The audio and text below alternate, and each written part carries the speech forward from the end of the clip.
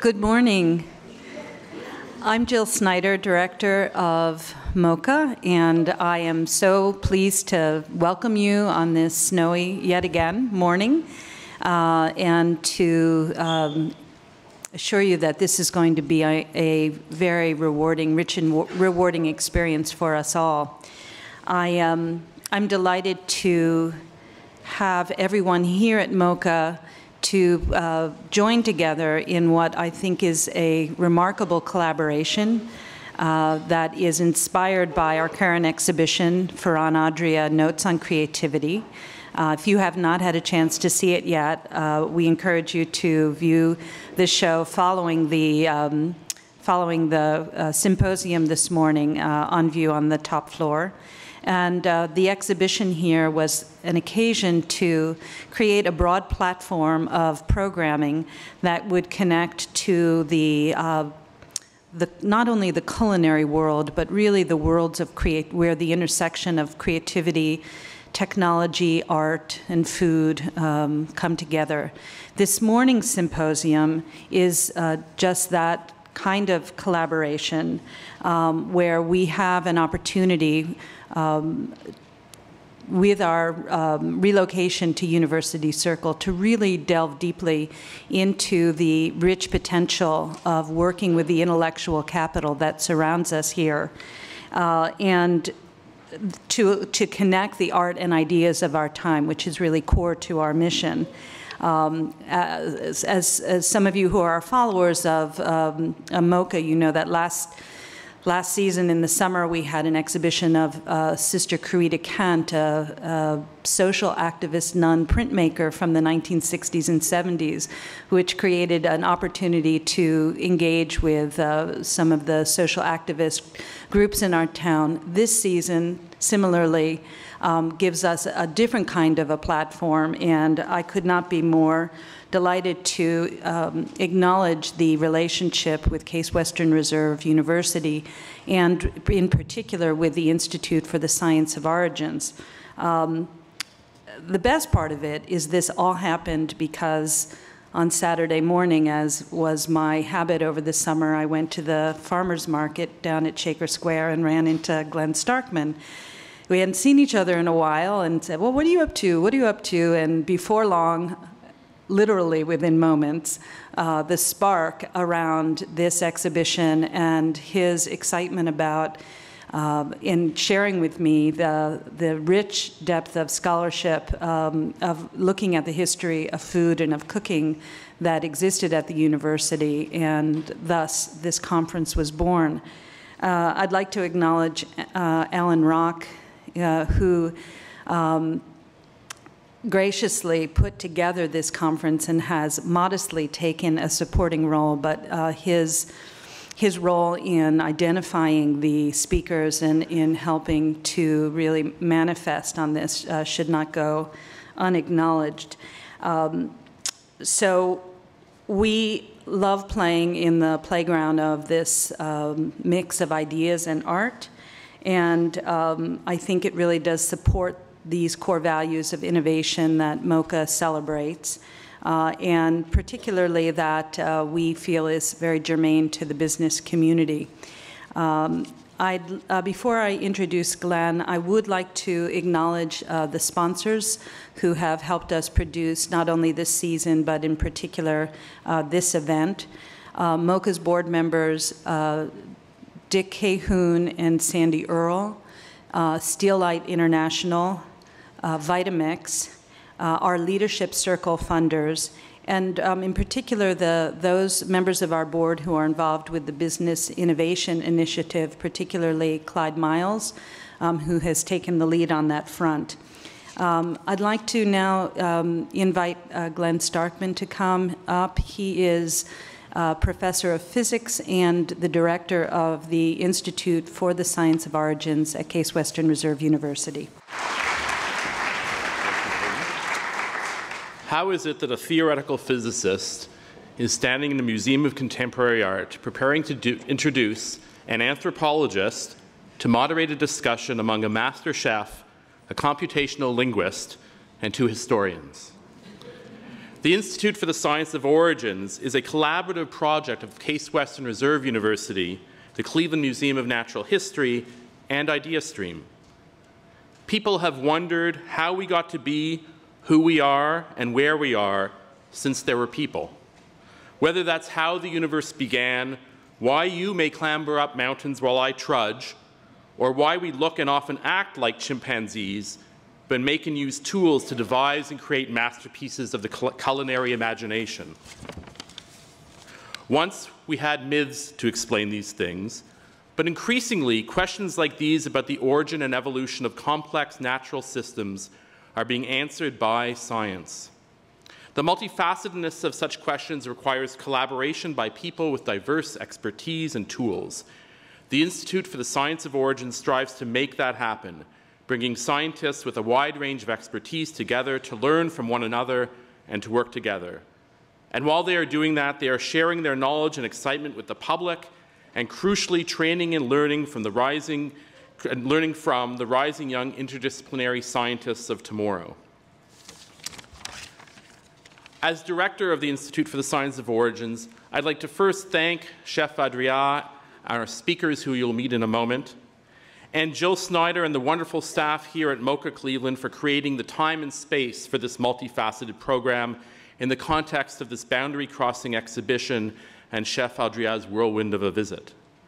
And Alan Rock, who Jill mentioned, the Henry Eldridge-born professor of history, distinguished university professor, and faculty in the program in the history and philosophy of science at Case Western Reserve University, for working with me and with Patricia Princehouse, director of the Case Western Reserve University Program in Evolutionary Biology and outreach director of the Institute for the Science of Origins, to select and recruit and host the stellar scholars whom you will soon meet.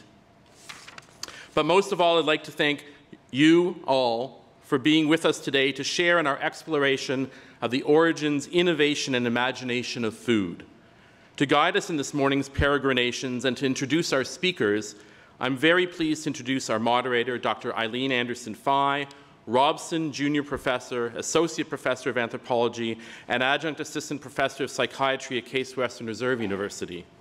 A specialist in medical and cultural anthropology, Dr. Anderson-Fye investigates the well-being of adolescents and youths in contexts of socio-cultural change. Much of her recent research concerns food and eating habits, such as body image, eating disorders, and obesity stigmas. Dr. Anderson-Fye.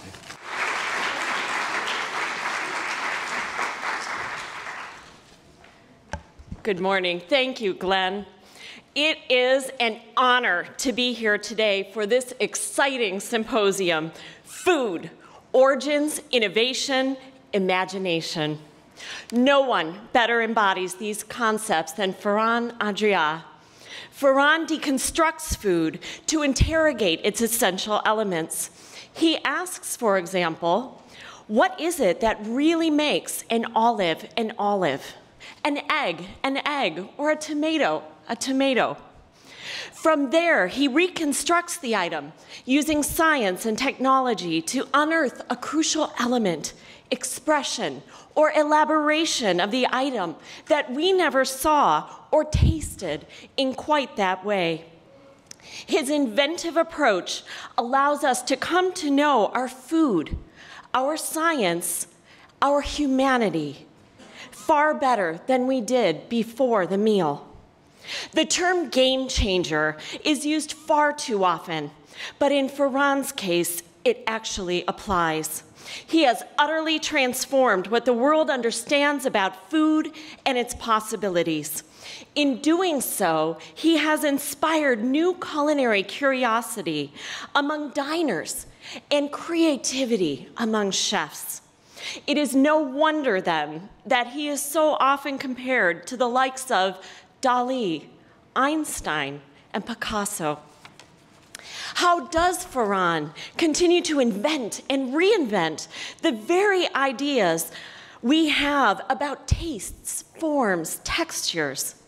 The equation involves countless elements, as you can see in the exhibition upstairs. But Ferran has made abundantly clear that one factor is absolutely essential: time. Tiempo. Even when his renowned El Bulli restaurant stood as the world's #1 restaurant, Ferran closed it for 6 months each year. 6 months! 2 million of us were vying for 8,000 seats. Most would have paid nearly any price and traveled at any time for the privilege. Yet Ferran would not add a single day. Why? Because those 6 months were essential to what he could do when the restaurant was open.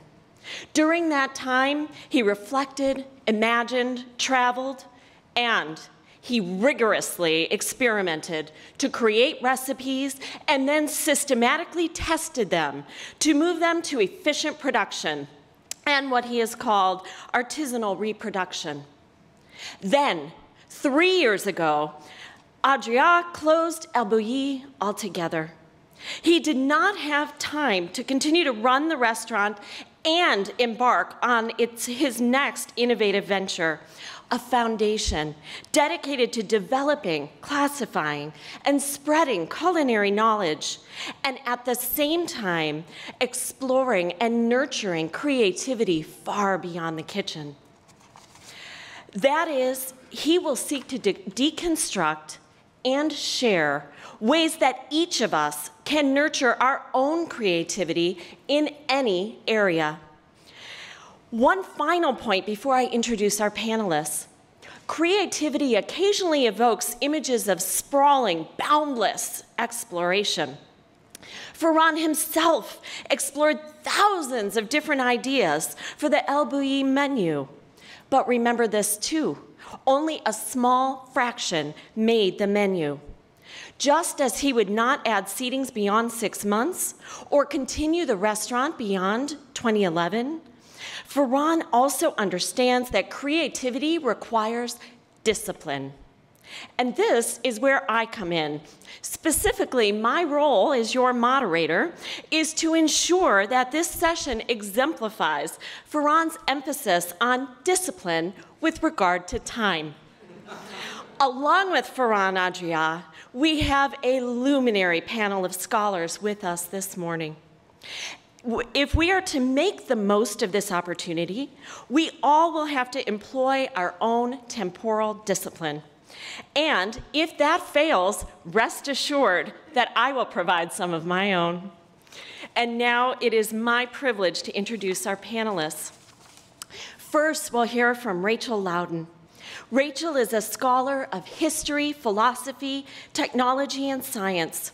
She grew up on a farm, and so witnessing, as she puts it, quote, the last gasp of agrarian society in England. She went on to teach at universities across the United States and ultimately accepted a position at the University of Hawaii. While there, she became curious about the broad blend of cultures that created the island's unique culinary style, and went on to author The Food of Paradise to exceptionally positive reviews and multiple awards. Its success helped inspire a far more ambitious tome, Cuisine and Empire, a 2013 publication that traces the history and influence of cuisines dating back to 20,000 BC and reaching forward to 2000. Said one review, magnificent, a model example of tertiary history, drawing together a vast range of specialized studies into a single story about global culinary geography. And we learned that Ferran also praised her book yesterday. Next, we have Felipe Fernandez Armesto. He is the Williams P. Reynolds Professor of History at the University of Notre Dame and an author known as much for his extraordinary productivity as for the ambition of his many works. Consider, for example, just 3 of his titles: Millennium, A History of Our Last 1,000 Years; Truth, A History and Guide for the Perplexed; and Humankind, A Brief History. In 2002, he published Near 1,000 Tables, A History of Food, a book that one reviewer said picks apart the myths of food history with the delectation of a connoisseur picking apart a lobster.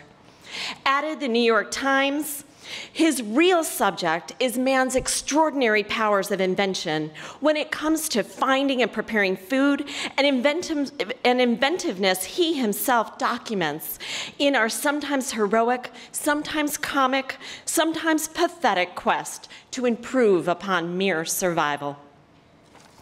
And finally, our final panelist is Stanford linguistics and computer science professor Dan Jurafsky, who likes to pose such questions as, why do we eat toast for breakfast and then toast to good health at dinner? Dan won a 2002 MacArthur Genius Award for his work on how computers process human language, and then turned his attention to more of the social aspects. Inspired by the response to a freshman seminar about food, he penned this year's immensely popular The Language of Food. And it's not only language, but letters too. In one study with colleagues at Carnegie Mellon, he found that, quote, more expensive menus tended to use longer words, with each additional letter of length correlating to an 18-cent higher price per dish. Jurafsky's book also traces cultural shifts involving cuisine, including the journey of macaroni from a high-class pasta to the epitome of common comfort food. Our own Miss Landau calls Jurafsky's book delightful and adds that she couldn't put it down, which offers me the perfect opportunity to note that Rachel, Dan, and Felipe will all be signing copies of their books after today's presentation. So our format for today will include a 15-minute presentation by each panelist, a 15-minute commentary by Ferran, and then we'll have an opportunity for a roundtable discussion with the audience. We welcome you to bring your questions, your comments for the entire panel. So with that, we'll ask Rachel to begin our presentations. Thank you. It's really an enormous honor and an enormous pleasure to be here at this event in honor of Ferran Adria. And I will say my thanks very quickly. Thank you to MoCA, thank you to the Institute, thank you to the sponsors, and thanks to all of you for turning out on this chilly winter morning.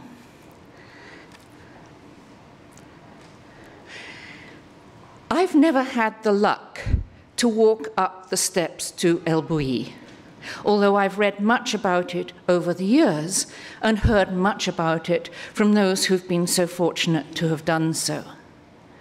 So I asked myself, why should I be telling you about El Bulli?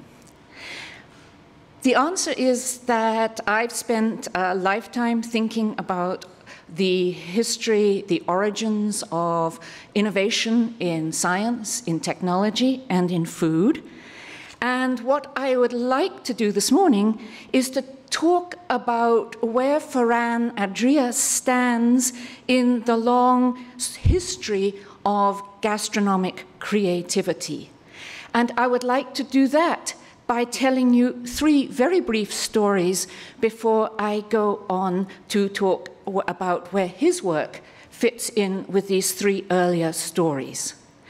And in honor of Ferran, I'm going to take my three stories from his homeland, Catalonia, which has an enormously long and distinguished history of gastronomic activity. The first story takes us back 2,500 years. In 500 BC, roughly, actually 595, the Greeks founded a colony just a few miles down the coast from El Bulli. You can see the ruins of the city today and of the Roman city that followed it, now called Ampurias.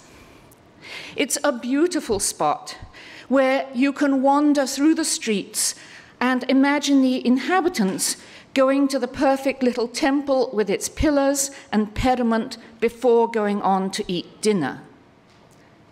But the reason for the city's existence is actually the small fish, the anchovy, which flourishes where the water from the river meets the sea of the Mediterranean.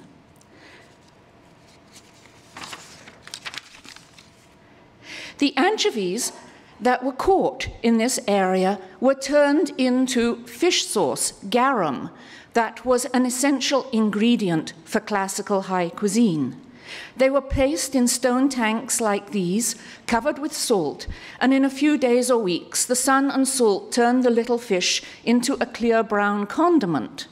In the science of the day, the Greeks and the Romans thought that just as the sun cooked plants, turning them into fruits, and cooks cooked food, turning them into dishes, so too the sun cooked the fish, embodying them.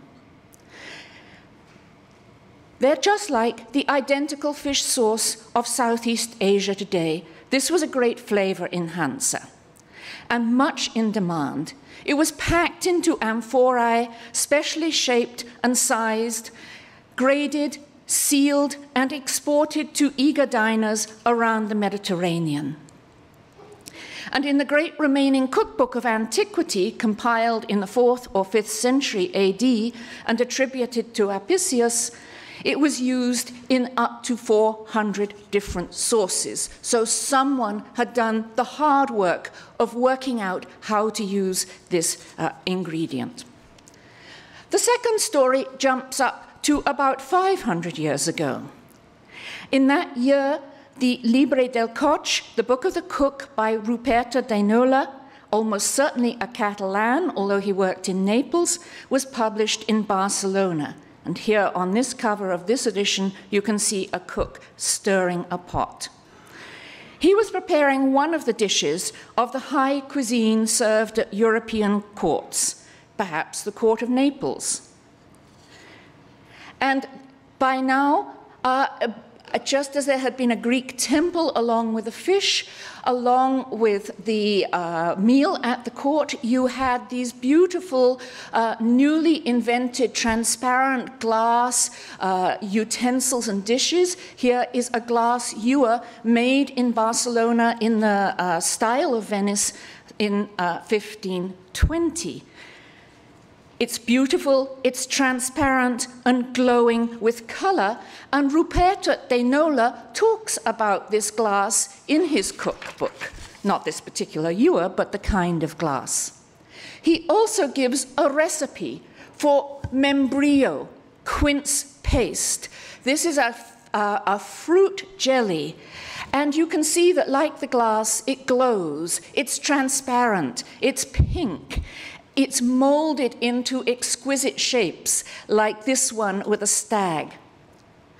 And here we see how the cooks have turned perishable fruit, which normally would just vanish, into a beautiful, long-lasting sweet or confection. By the use of the most up-to-date of substances, the most expensive of substances, sugar, which was as much an expensive medicine and pharmaceutical as it was a spice and ingredient in cooking. A substance extracted from the most recalcitrant of raw materials, sugar cane, in factories that used heavy presses to squeeze the juice out of those tough stalks, vast amounts of fuel to boil it down, and clay pots to shape it into cones. It was a substance that transformed the dessert kitchen. My third little story, we go up to the beginning of the 20th century. Barcelona was booming, textile mills were whirring, and Gaudi and other modernists were transforming the cityscape with works such as this remodeling of Casa Batlló using reinforced concrete. Well-to-do diners flocked to Maison Doré in the city square of Barcelona, and before they went, they sent special orders for the most exquisite of modern dishes, the cannelon, as sculptural as Gaudi's remodeled Casa Batlló. Society wives flocked to the classes of Escoffier-trained Swiss chef Rondocini, who taught them how to make a roux, the basis of fashionable bechamel, codified the previous century and now understood by cooks to be a chemical combination. And to buy books such as Culinaria that helped make the cannelon so popular that it became a necessity for the family table on St. Stephen's Day, the day after Christmas. But cannelon would never have become popular without dried pasta, which in turn depended on a machine invented by Ramon Pla that rolled out dough into sheets such as this one, which in turn depended on modern flour mills, such as the Farinera del Clos, now an art museum, which is rather nice, which turned hard, recalcitrant wheat into plentiful and inexpensive white flour. So a pattern emerges. Every so often in history, a new technique or a new machine or a new utensil is invented for turning raw materials that had previously been essentially useless into something that people could work with. A way to make buildings using columns and lintels like the temple, or to turn fish into a condiment. A way to make transparent glass from sand and soda, or a transparent jelly from sugar and fruit. Or a way to make reinforced concrete into beautiful buildings, or a roux and dried pasta from wheat. This is art in the old sense of art and craft, or as we might call it, technology or technique. It required great imagination to create these new techniques. But then there was always a further step as people worked with these new resources to explore their full potential. Columns and lintels are refined into the orders of classical Greek architecture. Fish sauce is combined with ground nuts, spices, and other ingredients to create the great sauces of Roman high cuisine. Glass is blown into exquisite shapes. Fruit jellies are molded and shaped. Reinforced concrete and roux and pasta both make sculptural objects. This too is art. Art in the modern sense of genius, but genius that requires 90% hard work and 10% imagination. The two senses of art are not far apart. Artists have always seized on the ways to use the latest raw materials, themselves the product of creative imagination. Each step enriches the human condition, opening new experiences and new possibilities. But over time, the possibilities of each new resource gradually become fully explored. It's time to start the cycle again. So now we are in a position to go to the beginning of the 21st century when Ferran Adria welcomed guests in his kitchen at El Bulli. By now, fish sauce is history. Fruit jellies are mundane. Roux and pasta have been explored. Catalonia has had a culinary renaissance.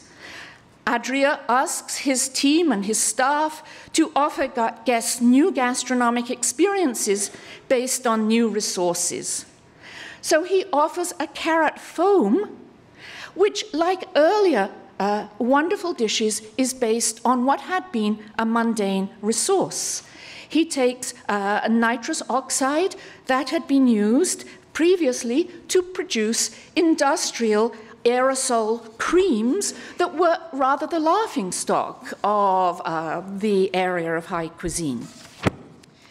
Or he offers a pea salad paired with a delicate pea spheroid, or a rosewater spheroid with a touch of lychee. And to make his steroids, he uses alginate, an industrially processed product of the seaweed kelp, hitherto used mainly in the pharmaceutical industry, and harvested on a great industrial scale from the ocean. All the while, he is recording his experiments, photographing the stages of preparation, analyzing and noting the tastes. Now the innovations he pioneered are described on the web, discussed in the press, and found in kitchens worldwide. It's another step forward in the great creative tradition of gastronomy. And as a historian of technology, I think Adria's innovations remind us of something it's easy to forget in our enthusiasm for fresh, natural, and local, in our imagined past of peasant dishes refined as the origins of cuisine. Those all have their place, but food is artificial. Food is artificial not in the sense of a second-rate copy, but artificial in the sense of art and of artifice, of something made by human beings. We don't eat plants, we don't eat animals, we only eat them when they have been transformed by human creativity. Art and technology, in short, are not at odds. That creativity, in the first sense of art, of the technique of creating something new from resources that nobody had earlier thought to use, is an enormous contribution, not just to art, but to human welfare and well-being in general, because it opens up new possibilities. And when the transformation creates high cuisine, as Adria has done, this art stands along with the great achievements of the other arts, including the visual arts. So I'd like to leave you with one last slide, one slide taken when the kitchen at El Bulli was quiet, when everybody has packed up and cleaned the kitchen and gone home, and where in the dishes and the elaborations that have been created have been set aside until the next morning's enormous effort to continue this. And at the center of that kitchen stands the bronze bull's head by Barcelona sculptor Javier Medina Campeny. Thank you very much.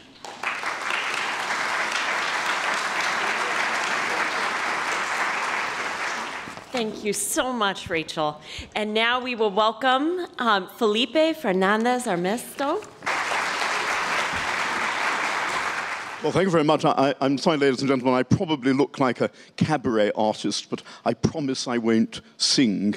It's a great treat to be back in Cleveland, and a thrill, of course, to be sharing the panel with fellow panelists whom I've admired so much for so long, and I hope that Eileen and Dan and Rachel will excuse me if I say especially a thrill to share a panel with Ferran Adria, who's probably, as far as we know, the most innovative cook since the invention of cooking. And it's in tribute to Ferran that I begin this talk with a shot of his clients dining at El Bulli. At least, I mean, this is the clientele that I imagine for my fantastic, Renaissance El Bulli of the future. Because, Glenn mentioned how, probably the most fundamental problem for us to face as a species is why are we so different from other apes, and in particular, why are we so different from the chimpanzees who are closest to us in evolutionary terms. When I was a little boy, I used to live quite close to London Zoo, where every afternoon at 4:30, this event took place, the chimpanzees' tea party, when the zookeepers really would set out a table with cakes and tea and jam and what you would call jelly, I think, and cream and so, and of course the result was chaos, because the chimpanzees would use the cakes as missiles, and they'd pour the tea everywhere. But the keeper of London Zoo at the time, the great primatologist Desmond Morris, said that they were deliberately hamming their performance up to amuse the audience. And indeed, we children, used to stand around laughing And I'm now deeply ashamed when I remember this, because, of course, to laugh was a terrible offense against the dignity of the chimpanzees. And although I wouldn't have put it like this when I was 5 years old, I think the reason we laughed was that we didn't think they had culture. And in particular, we didn't think that they had food culture. We didn't think that they were capable of understanding that food is for more than eating, it's for more than nutrition. That we can form culture around it and even attain, transcendent experiences by eating it. But of course, the joke is now on us, because we know now that chimpanzees are cultural animals like us, and that they even do have, in a sense, food culture, because when they distribute food, they do it in a kind of hierarchical order amongst the tribe. And we would look just as silly and laughable, ladies and gentlemen, at a chimpanzee food distribution ritual as they did at a bourgeois-style English tea party of the 1950s. Now, what I want to do in the few minutes that are available to me today is give a kind of account of how our foodways have diverged from those of our fellow primates. And in tribute to Ferran Adria, who is a revolutionary, who's a great innovator, I'm going to concentrate on a few of the most conspicuous revolutions that both illuminate the origins of the way we eat today and explain how our present foodways came about. And you might say that the very first such revolution was carnivorism. Of course, chimpanzees do practice carnivorism, but only to a very small degree compared with our own species. At the most, amongst chimpanzee communities that we know about in this respect, they get about 3% of their calories from meat, whereas humans typically, since we have evidence of this in the archaeological record, have had between 30 and 40% of their calorific intake from animal foods. So there's a huge difference. I'm sorry, I seem to be, I do apologize for my technological incapacity, ladies and gentlemen. It's partly an effect of age and partly an effect of being educated at Oxford. So carnivorism is our first step, in a way, in a sense, away from our primate cousins. You could say, I suppose, that maybe really big revolution was the invention of cooking with fire. But chimpanzees and other primates do understand the benefits, the extra digestibility that you get from fire-cooked foods. After a forest fire, they'll typically roam around and pick the roasted bugs out of the embers. And of course, as Ferran well knows, fire is not the only medium for cooking. You can prepare food, you can add to its digestibility and even its palatability by drying it, by sticking it in the wind, by burying it, by macerating it, even just by leaving it to rot for a while. But I certainly think that cooking with fire is really a big differentiator between us and our primate cognates, partly because it solves the big evolutionary problem that we as a species don't have. We don't have the kind of jaws and talons that our cognate and rival predators have. And above all, we really our big evolutionary problem is that we just don't have enough stomachs.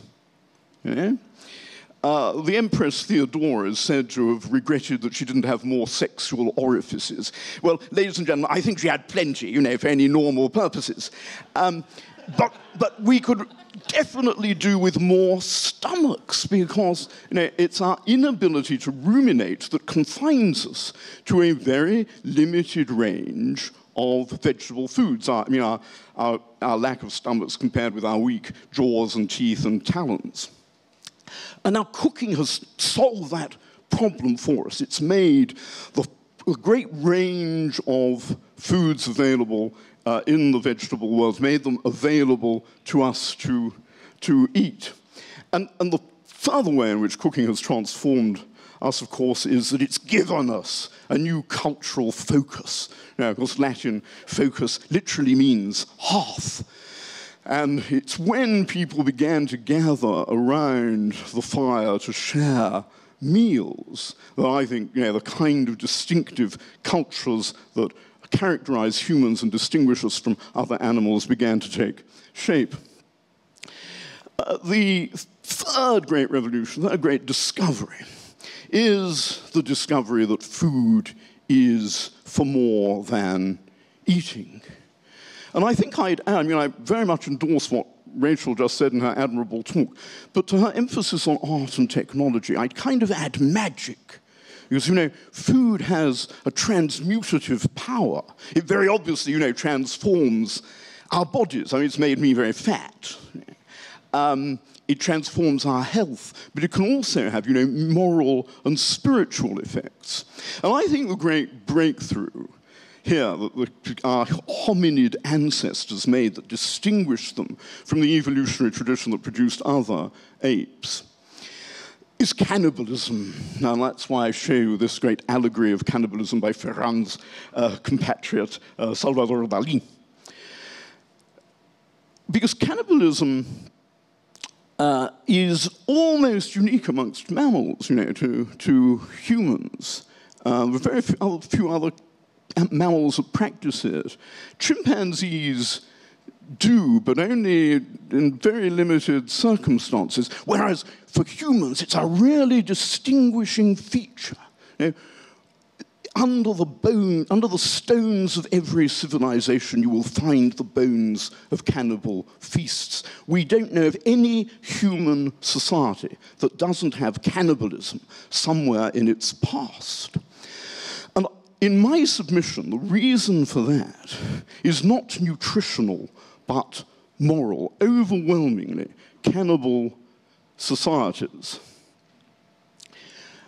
eat people in order to appropriate their moral qualities or in order to celebrate moral values. Here is Beth Conklin, famous anthropologist, preparing to feast with the wari. And if she looks a little nervous, ladies and gentlemen, that's because these people are cannibals. They practice funerary cannibalism. They eat their dead in order to dispose of them decently so that they're not mangled by worms or consigned to impious flames.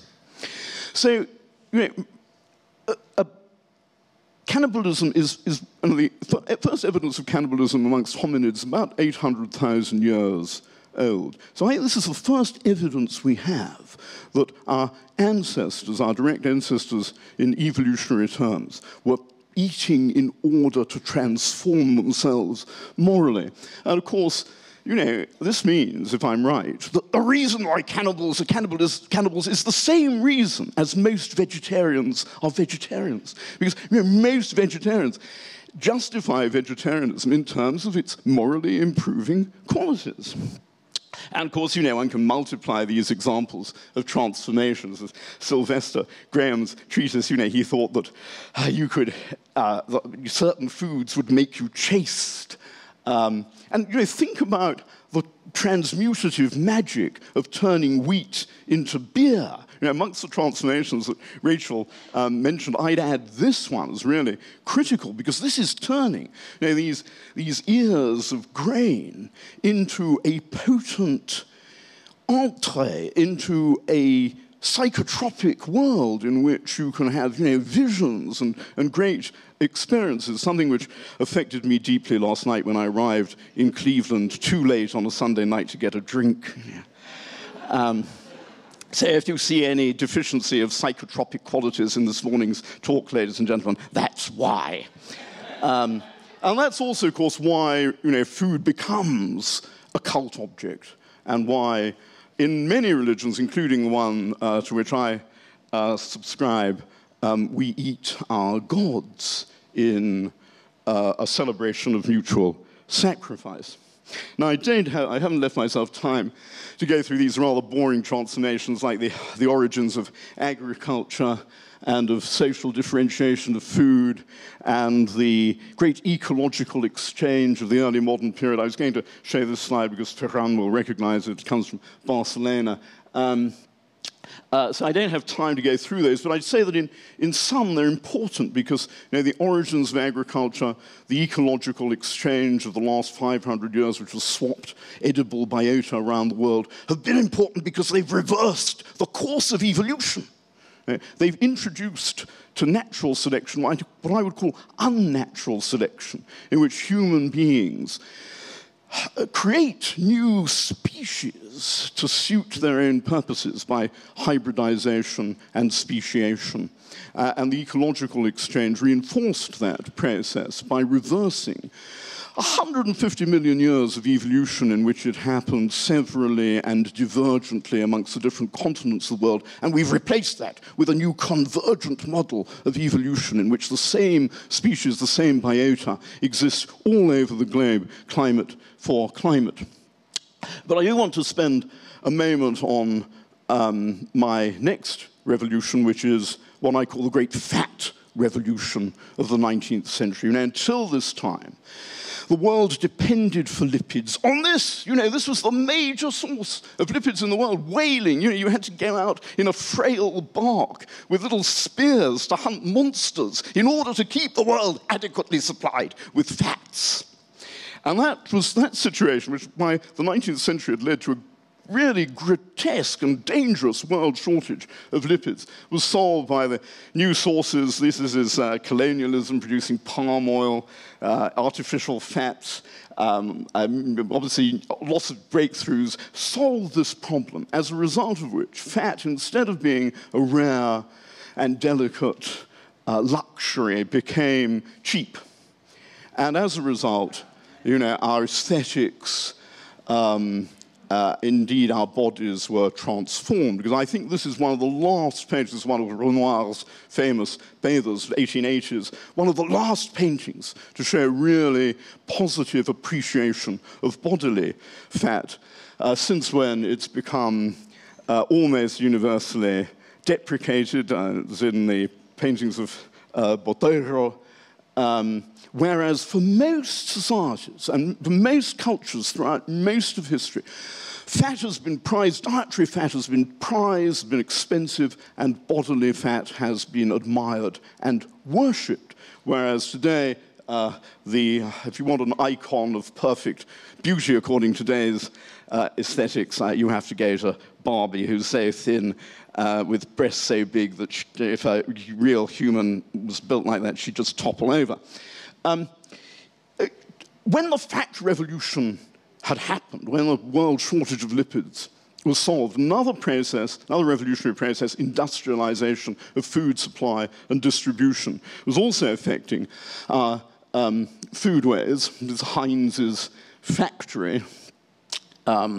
It's tempting to spend time discussing the social effects of the industrialization of food, but I don't have time for that. I really need to go on to the final revolution that I want to describe, which is, in spite of the industrializations of the 19th century, world food shortages were extremely serious by the last decade of the 19th century. The world was threatened with widespread famines.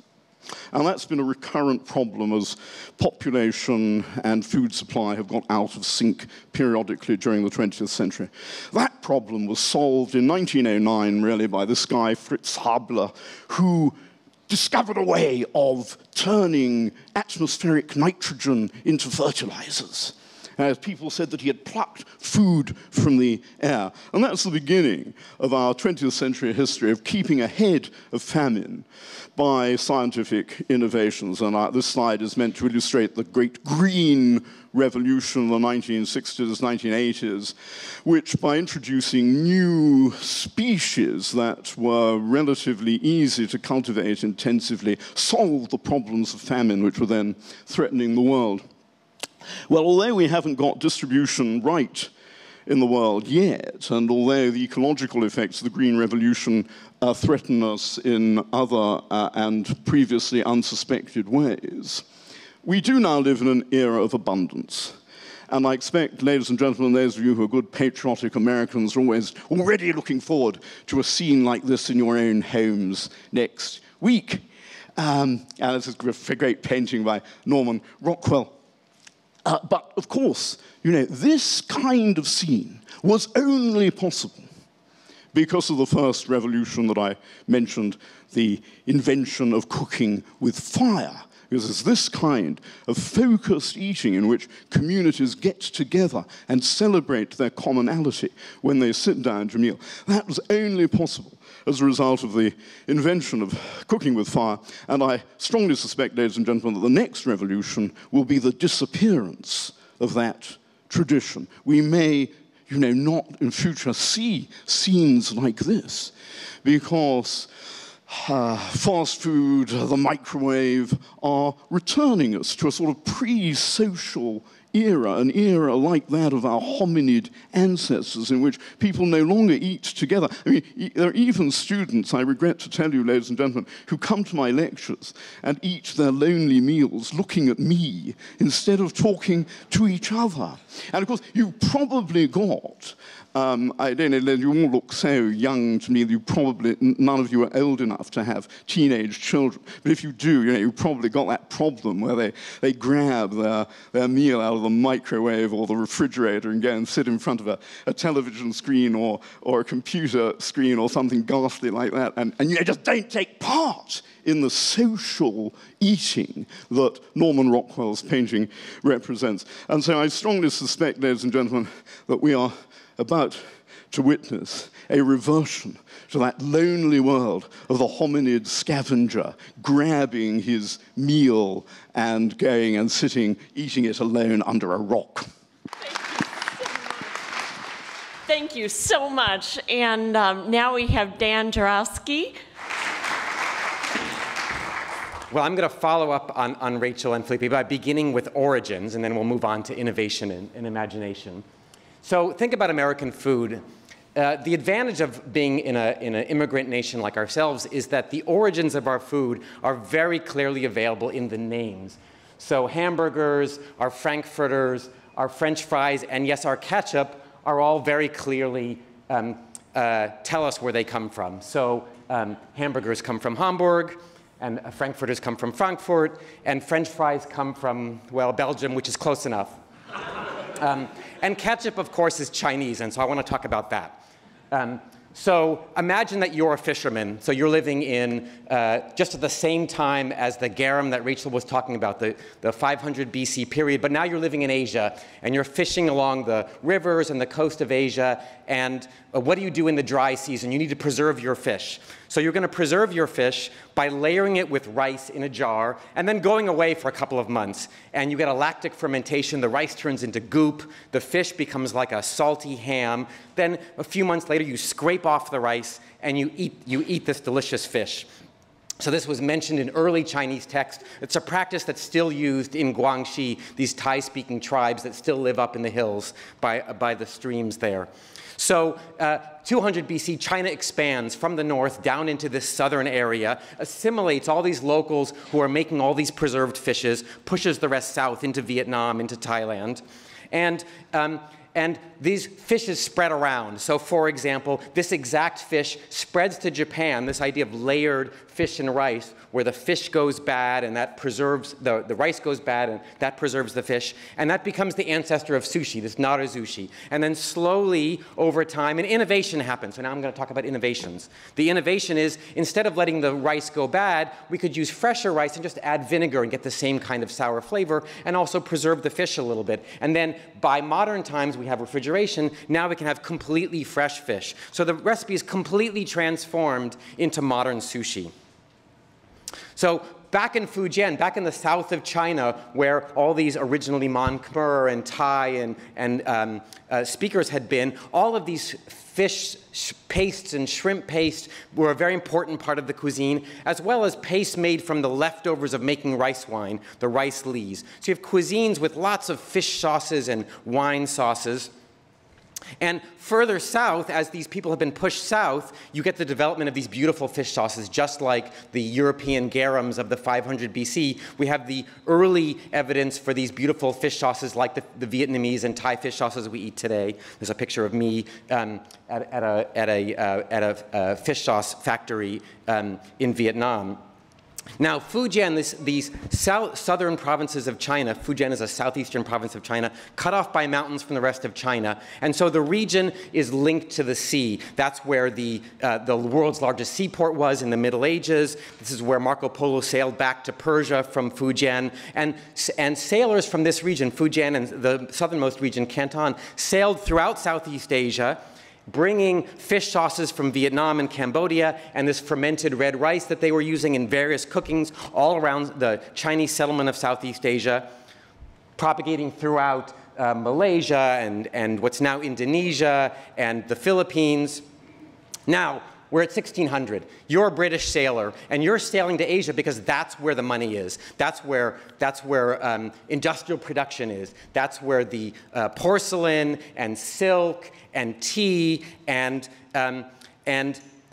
what do you drink on these long voyages? Hops haven't been invented yet, so beer goes bad, or it's been invented, but the British don't have it. So beer goes bad, and the wine is stored in these leaky casks. The wine goes bad. So they arrive in Indonesia, and they find ethnic Chinese in Indonesia. What are they making? They're making Arrack. Arrack is the first largely commercially produced distilled alcohol. So it's made from this same red rice wine that they use to flavor the dishes. And the British are very excited because Arrack does not go bad with the heat the way wine and beer does. Distilled liquor, when you can add it to water, it purifies the water. It's fabulous. So the British Navy buys thousands of barrels of this Arrack, and while they're there, they pick up some of this fish sauce that the Chinese are making. So this Arrack, they turn that in fact into the world's first cocktail, punch, by adding limes they're using to prevent scurvy. And they buy this fish sauce on the side, and this fish sauce they bring back from Indonesia. And the fish sauce, the name for this fish sauce in the local Hokkien dialect is gadzup, gad meaning salted fish, and zup meaning sauce. So they bring this catsup back to England, and it's very expensive. So you can read about traders who are trading with the Asians at the time, and they talk about how we buy this ketchup from Tonkin. Tonkin is the old name for northern Vietnam, and we can buy it in China, and it's very profitable. They're selling this for a big profit back in England. So what do you do when you have an expensive imported luxury? You get knockoffs. So immediately there are knockoff ketchups. So here's a knockoff ketchup made from beer and anchovies and cloves. I'm not going to let you read the recipes. I'm going to move on. Here's another knockoff ketchup that Jane Austen's family had, made out of walnuts. And there were knockoff ketchups made out of tomatoes when tomatoes appeared in 1800. So again, this is a salty, these are all salty sauces, salt and tomatoes or fish and mushrooms and so on. So we can think of this whole series of innovations. We start with anchovies, we move on to mushrooms and then walnuts, and then somebody thought of adding tomatoes, and then somewhere around 1850 the anchovies disappear and people began to add sugar, especially in the United States. We have a sweet tooth and a taste for the taste of tomatoes and sugar is a very American kind of combination. And so we began to add a lot of sugar, and what ketchup became, our modern ketchup, is really a tomato and sugar chutney. It's a sweet and sour sauce of tomatoes, completely different than the original fish sauce. So a series of innovations. So you think about it, why were the Dutch and the Portuguese and the English so excited to get to Asia? That's where all these things were. Textiles, porcelain, spices, liquor, ketchup. So I'm going to claim that it's this drive for this Chinese market. It's actually the desire for ketchup that caused the entire European expansion into Asia.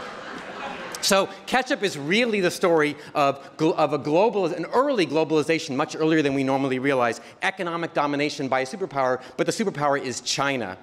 And it's also a story of innovation, as many cultures, one by one, contributed. This is not invented in America. This is not invented in Britain. This was many cultures moving over hundreds of years, slowly innovated, changing bit by bit this food as we're creating things by adapting our neighbor's food.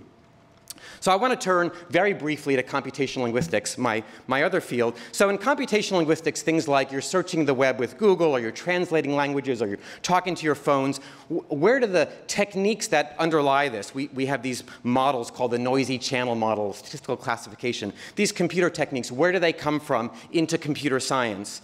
And so to study this, we do what we call machine reading. We write software to read all the papers on the web. So we read 20,000 papers automatically, tracing how ideas are borrowed through these papers. And what we found by reading all these papers is, you can see in this blue line, here's these new statistical tools developing in computer science over time. And you can see the little knee in the curve at the beginning of this blue line, right there. That's where, right around 1988, all of a sudden, these techniques emerge out of nowhere in computer science, in all the literature. 1 year, all these papers appear. Where did they come from? So we went and read those papers, this statistic we call the statistical revolution in the field.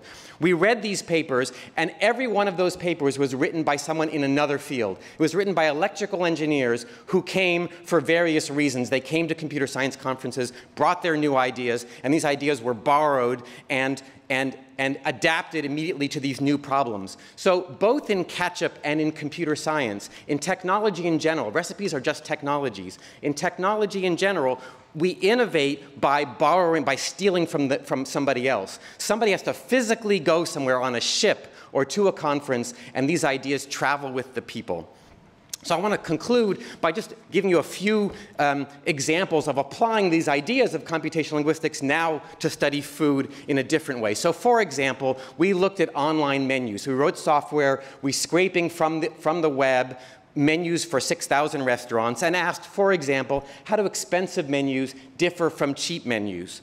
So one difference is who the menu is talking to. The more expensive a menu, the cheaper the menu, the more likely they are to talk about you, the consumer. So they'll have the word you, or your choice, or any way you like it. That's a cheap menu. An expensive menu is not talking about you. It's talking about the chef. An expensive restaurant is really, it's an innovation. It's trying it's like theater. The chef is giving you something new. And so the expensive restaurant is talking about that gift the chef is giving you. So you can tell this just by looking at the words on the menu. Expensive menus are also very short. So here's an example. I've shown you a little graph here along the x-axis is price of restaurants, and along the y-axis is how often the restaurants use words like crispy or fluffy or golden brown, these just beautiful descriptive words. And what you can see is it's the lower middle-priced restaurants that especially use these words. Your expensive restaurants don't talk about crispiness or fluffiness. They have short menus, sometimes no menu, with very short descriptions. And why is that? Why would I say the word fresh? Language is logical. If I say fresh, there must be a purpose. The purpose of saying fresh is to convince you, the listener, that something is fresh. Why would I need to convince you? If I'm trying to convince you it's fresh, maybe you don't believe it's fresh already. That would be very bad if I'm in expensive restaurants. So we just leave off that altogether. So, oops. Dropping things here everywhere. Again, we can see the attitudes of economic class just in the words used on the menu. So fancy restaurants instead are going to use fancy words. So you might have foreign words, you might have very long words, indeed, as Eileen told you earlier, every time you add one letter to the average word length, the price of the dish goes up 18 cents. So we can actually build these computer models to predict the price of dishes. Finally, I want to talk a little bit about restaurant reviews. So here's a bad review of a restaurant on Yelp. So we looked at 1 million of these bad reviews, again, automatically. And I want you to notice that the food is not mentioned in this review at all. This is a review, it's all about the service. So the language of bad reviews have these negative words, horrible, awful. They're always in the past tense, so they have words like waited, didn't, was, past tense. They talk about other people, he, she, and waiters and customers and managers. And interestingly, they use the first person plural. So they say we or us or our. So what other kind of genre of language has past tense narratives about other people that are negative and lots of use of plural? Turns out there is such a genre. It's the genre of people who've been traumatized. So if you look at the literature of people who've been traumatized, people who wrote blogs after 9/11 or who were students and there was a campus tragedy, they have this exact same language. They write in the past tense, this bad thing happened in the past, but it happened to us collectively, so we're going to get through it together. That's the use of the we. So one-star reviews, when people are unhappy with a restaurant, it's not about the food. It's because someone was mean to them. So there's a lesson there in the reviews. It's not just about the words. We can learn that really food is about personal interaction. And when we get that wrong, people are very upset. Now, when people like a review, like a restaurant, they talk about sex. So orgasmic pastry, or my very favorite is very naughty deep-fried pork belly. But only in expensive restaurants. The more expensive the restaurant, the more likely you are to talk about the food using the metaphor of sex. When it's a cheap restaurant, instead you use the metaphor of drugs. So you say, I'm addicted to the wings, or the French fries are like crack, or I crave is very important, crave the cupcakes. The cheaper the food, the more likely you are to talk about the food as a drug. So why is this? These are junk foods, foods we feel guilty about eating. We're feeling guilty about eating these foods. So we say, well, it's not my fault I ate this French fry. It's a drug. It's forced itself down my throat. You know, I have no control. And indeed, women who are presumably pressured more than men to conform to societal norms about healthy eating, they're more likely to talk about, use drugs as a metaphor for the food more than men.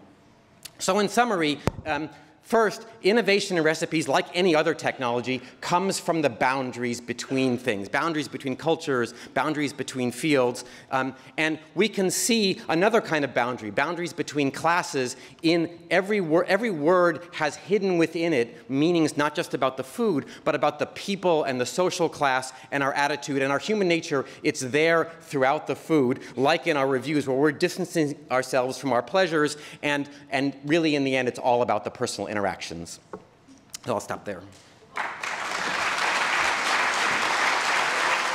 Thank you so much to Dan and our three very exciting luminary panelists who we'll have the chance to dialogue with soon. But now we would love to welcome up Ferran Adria and his wonderful, wonderful translator to share some commentary.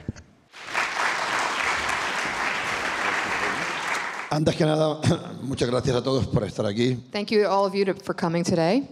Y muchas gracias a los panelistas por And thank you to all the other panelists esta lección. for these lessons. En los últimos 3 años de mi vida estoy intentando Over the last 3 years of my life, I've been trying entender qué pasó desde el Big Bang to understand what's happened since the Big Bang hasta la cocina de barrio. until street food or common food today. ¿Qué pasó durante estos millones y millones de años? What happened over these millions of years Para llegar a hoy, ¿no? to reach where we are today? Porque creo que si entiendo esto, I think that if I understand this, voy a cocinar de otra manera. it'll change the way I cook. Y sobre todo porque transmitiremos desde la Fundación Conocimiento, Because we also will be able to transmit knowledge from the foundation. Que creo que es el hecho fundamental para seguir evolucionando. And it's fundamental to transmit knowledge to be able to continue to evolve. Es muy complejo. It's very complex. Porque la única actividad, o de las pocas actividades que se hicieron desde el principio de la humanidad hasta hoy, es comer. Because one of the few activities that has been common throughout all of human history is to eat. Y es algo que hacemos todos It's something that we all do, y lo hace muy, muy complejo. and it makes the whole process very Toda complex. esta evolución que ha habido estos, vamos a poner, 10.000 años, The evolution we've seen over the last 10,000 years, desde el Neolítico hasta hoy, from the Neolithic period until today, es cuando yo considero, ¿no?, que podemos hablar de una auténtica evolución en el mundo de la cocina. that's the period I sort of look at as being an authentic period of evolution in the world of cooking. Es súper complejo. It's very complex. Han pasado muchas cosas a la vez, Many things have happened concurrently. ¿no? ¿Y cómo la contextualizamos? How do you contextualize them? ¿No? ¿Cómo han viajado las especies? How have spices traveled, for ¿No? example? ¿Cómo se fue el tomate de América, ¿no?, a Europa? How did the tomato go from Americas to Europe? Y ahora hay 3.500 variedades. And now there's 30,500 varieties of Bueno, tomatoes. variedades no, razas. Species. ¿No? Sí, porque se llaman razas, In Spanish, it's race or no se llaman variedades. not No. varieties. Para entender esto, vamos a poner solo un ejemplo de los últimos 25 años. To understand this, we'll give an example from the last 25 years. Hace 25 años, en el mundo de la gastronomía, 25 years ago in the world of gastronomy, que ya entraríamos en una reflexión muy grande de lo que es la gastronomía, and reflecting on what is gastronomy hoy, today, hace 25 años estaba bastante claro. 25 years ago, it was pretty clear. Eran los restaurantes de 3 estrellas Michelin, 2 estrellas, un poco, estaba bastante contextualizado que era la You gastronomía. had it pretty contextualized with restaurants that were 2 or 3 Michelin stars, etc. Hoy no. Not today. Pero hace 25 años, la gastronomía en el mundo occidental, 25 years ago, gastronomy in the Western world, a nivel, era Francia. at the global level, was really France. That was the Y barometer. todo lo demás éramos satélites o planetas alrededor. And everything else were satellites or planets around it. Unos más grandes, otros más pequeños. Some bigger, some smaller. Es decir, entonces era muy fácil It was very easy estudiar la gastronomía. to study gastronomy in that Estudiar context. hoy la gastronomía es una locura. To study it today is crazy. Hoy en un día se hacen igual más platos que en un año hace 50 años. Today, in one day, you might have more dishes created than in 1 year or 50 years ago. En Singapur, en Dinamarca, In Singapore, Denmark, Cleveland, in Cleveland, en Perú, in tal, Peru. y coges todo el mundo y dices, ¿cómo controlo esto? And if you look at the whole world, you say, how can I sort of understand this, grasp it? En el año 94, In 1994, libros de gastronomía fuera de Francia habían poquísimos. there were very few gastronomy books outside of France. Era muy fácil estudiarlos, It was very easy to study them. ¿no? Hoy hay miles y miles de información en Internet. Today, there's thousands and thousands of sources on internet as well. Casi no había ningún diálogo con Asia. There was almost no dialogue with Asia. Yo And creo, y es una opinión personal, que la gastronomía solo existió en Asia fuera de Europa. I think that gastronomy in Asia just existed. Lo otro era cocina popular. Oh, it was not so much gastronomy that was popular food, what people ate in their homes. Tanto en China como en Japón As much in China as in Japan. había una cocina, ¿no?, que era una cocina muy sofisticada. There you had a very sophisticated cuisine in pero Japan and China. No sabíamos nada. But we didn't know anything about it in the No, West. es que no sabemos nada. We knew nothing about it. Claro, la mayoría de personas de la gastronomía, la pregunta es cómo empezó la cocina kaiseki, If most people in the world of gastronomy were to ask them, how did kaiseki food begin? y te miran como, ¿esto qué es? They would be like, what is that? They'd look at you strangely. Conocíamos muy poco de las cocinas populares, no Back nos then- importaba. We didn't know a lot of the popular cuisines back then. It didn't matter to us. La gastronomía, que era la cocina mexicana, que era la cocina vietnamita, que era la cocina... What was Mexican food? What was Vietnamese food? Sort of the populist food. Nos daba igual. It didn't matter to us then. Pues no entendíamos que de allí se originó todo. We didn't understand then that those places were the origins of everything we're doing. No dialogábamos con otras disciplinas, We didn't have dialogues with other disciplines either. ni con la ciencia, Not ni con with el science, diseño, nor design, ni con el arte, not with art. fuera de algunas excepciones que siempre había. There maybe were some exceptions, but generally speaking. El cocinero no participaba, o el mundo de la gastronomía,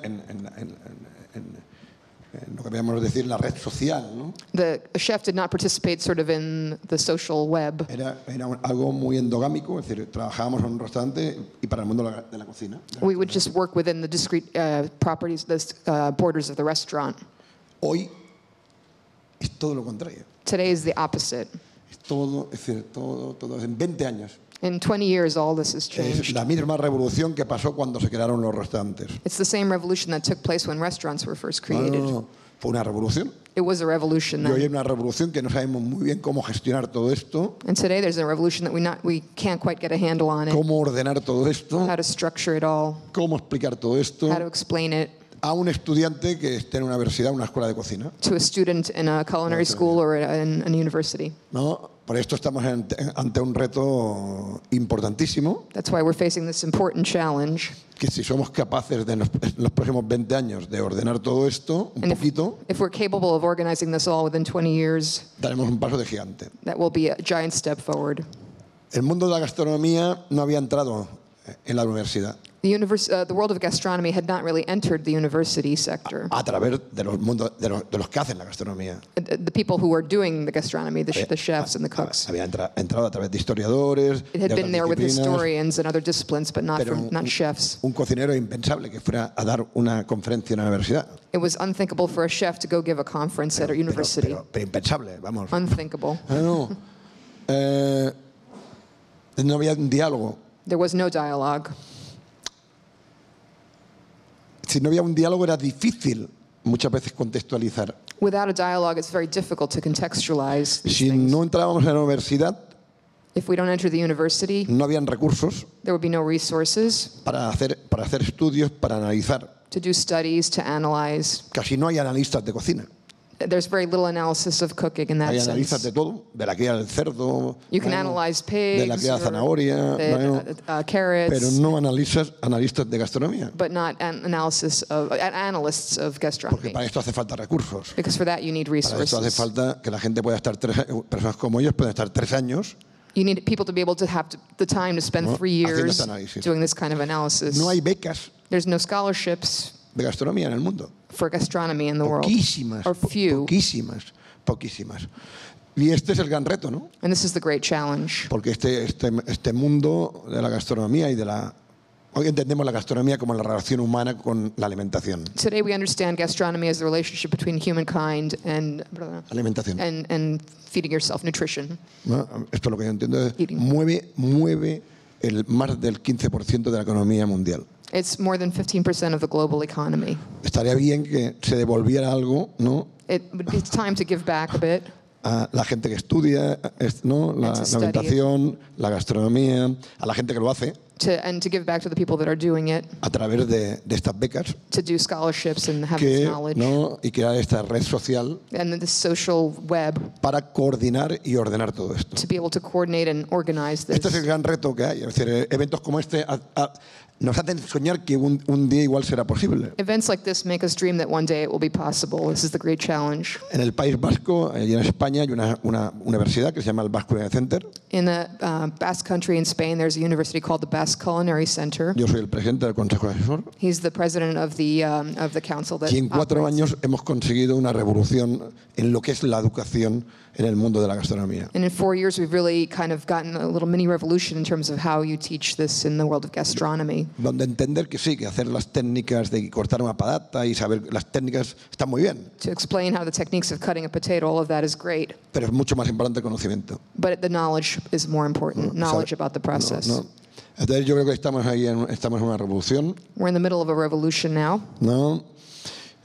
Nosotros desde la fundación lo que queremos hacer, desde el Bulli Foundation y desde el Bulli Lab, From the point of view of the Bulli Foundation and the Bulli Lab, what we want to achieve crear una taxonomía, is to create a taxonomy, un orden, an order, para que todo el mundo podamos hablar el mismo idioma. so that we can all speak the same language. En el mundo de la ciencia se utiliza el latín, In the world of science, we use Latin, para que la gente que estudia, ¿no? pueda so people who study entenderse. that, they can understand that shared language. En la cocina no hay un lenguaje común. There is no common language in the world of cooking and y cuisine. sobre todo no hay un lenguaje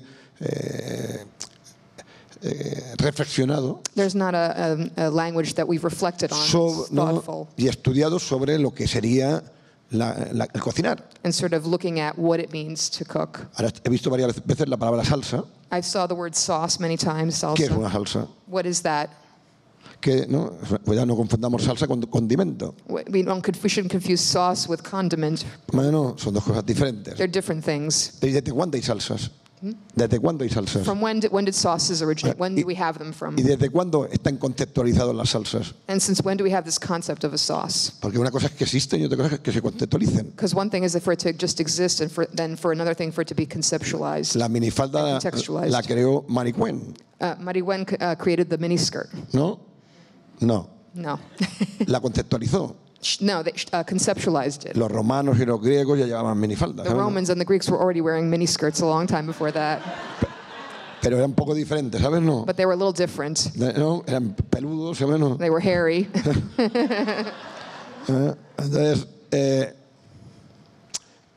este es el gran trabajo que hay. This is the great work we have. No hay clasificaciones, por ejemplo, de productos en cocina. There's no classification of products in the world of cooking. Hablábamos con estos señores ayer. We were talking with these panelists yesterday. No hay un libro There's not one de single book referencia that's a main reference para explicar a los estudiantes la historia de la gastronomía. to explain to No hay. students the history of gastronomy. Puede haber uno, no hay algo consensuado que digamos, esto es lo que tenemos que explicar. There's not one book that's sort of the result of a consensus that says this is exactly what we need to explain. Porque además tiene que ser finito, porque esto es infinito. And the challenge is also that books are finite and the subject is infinite. Pero además, ¿cómo lo explicas? But how do you explain it though? ¿Qué Also? explicas? ¿La historia del tomate o de la tomatera? Do you explain the history of the tomato or the tomato plant?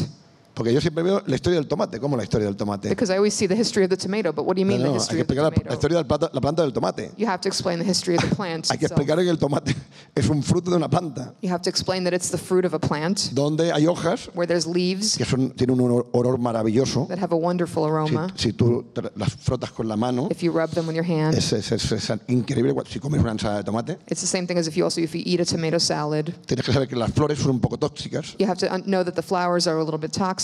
¿Vale? Es decir, que tienes que ir con cuidado. You have to be careful. Que con las raíces que yo sepa no se hace nada. With the roots, as far as he knows, no one's doing anything with ¿no? the Y con el roots tallo tampoco or demasiado. the stem.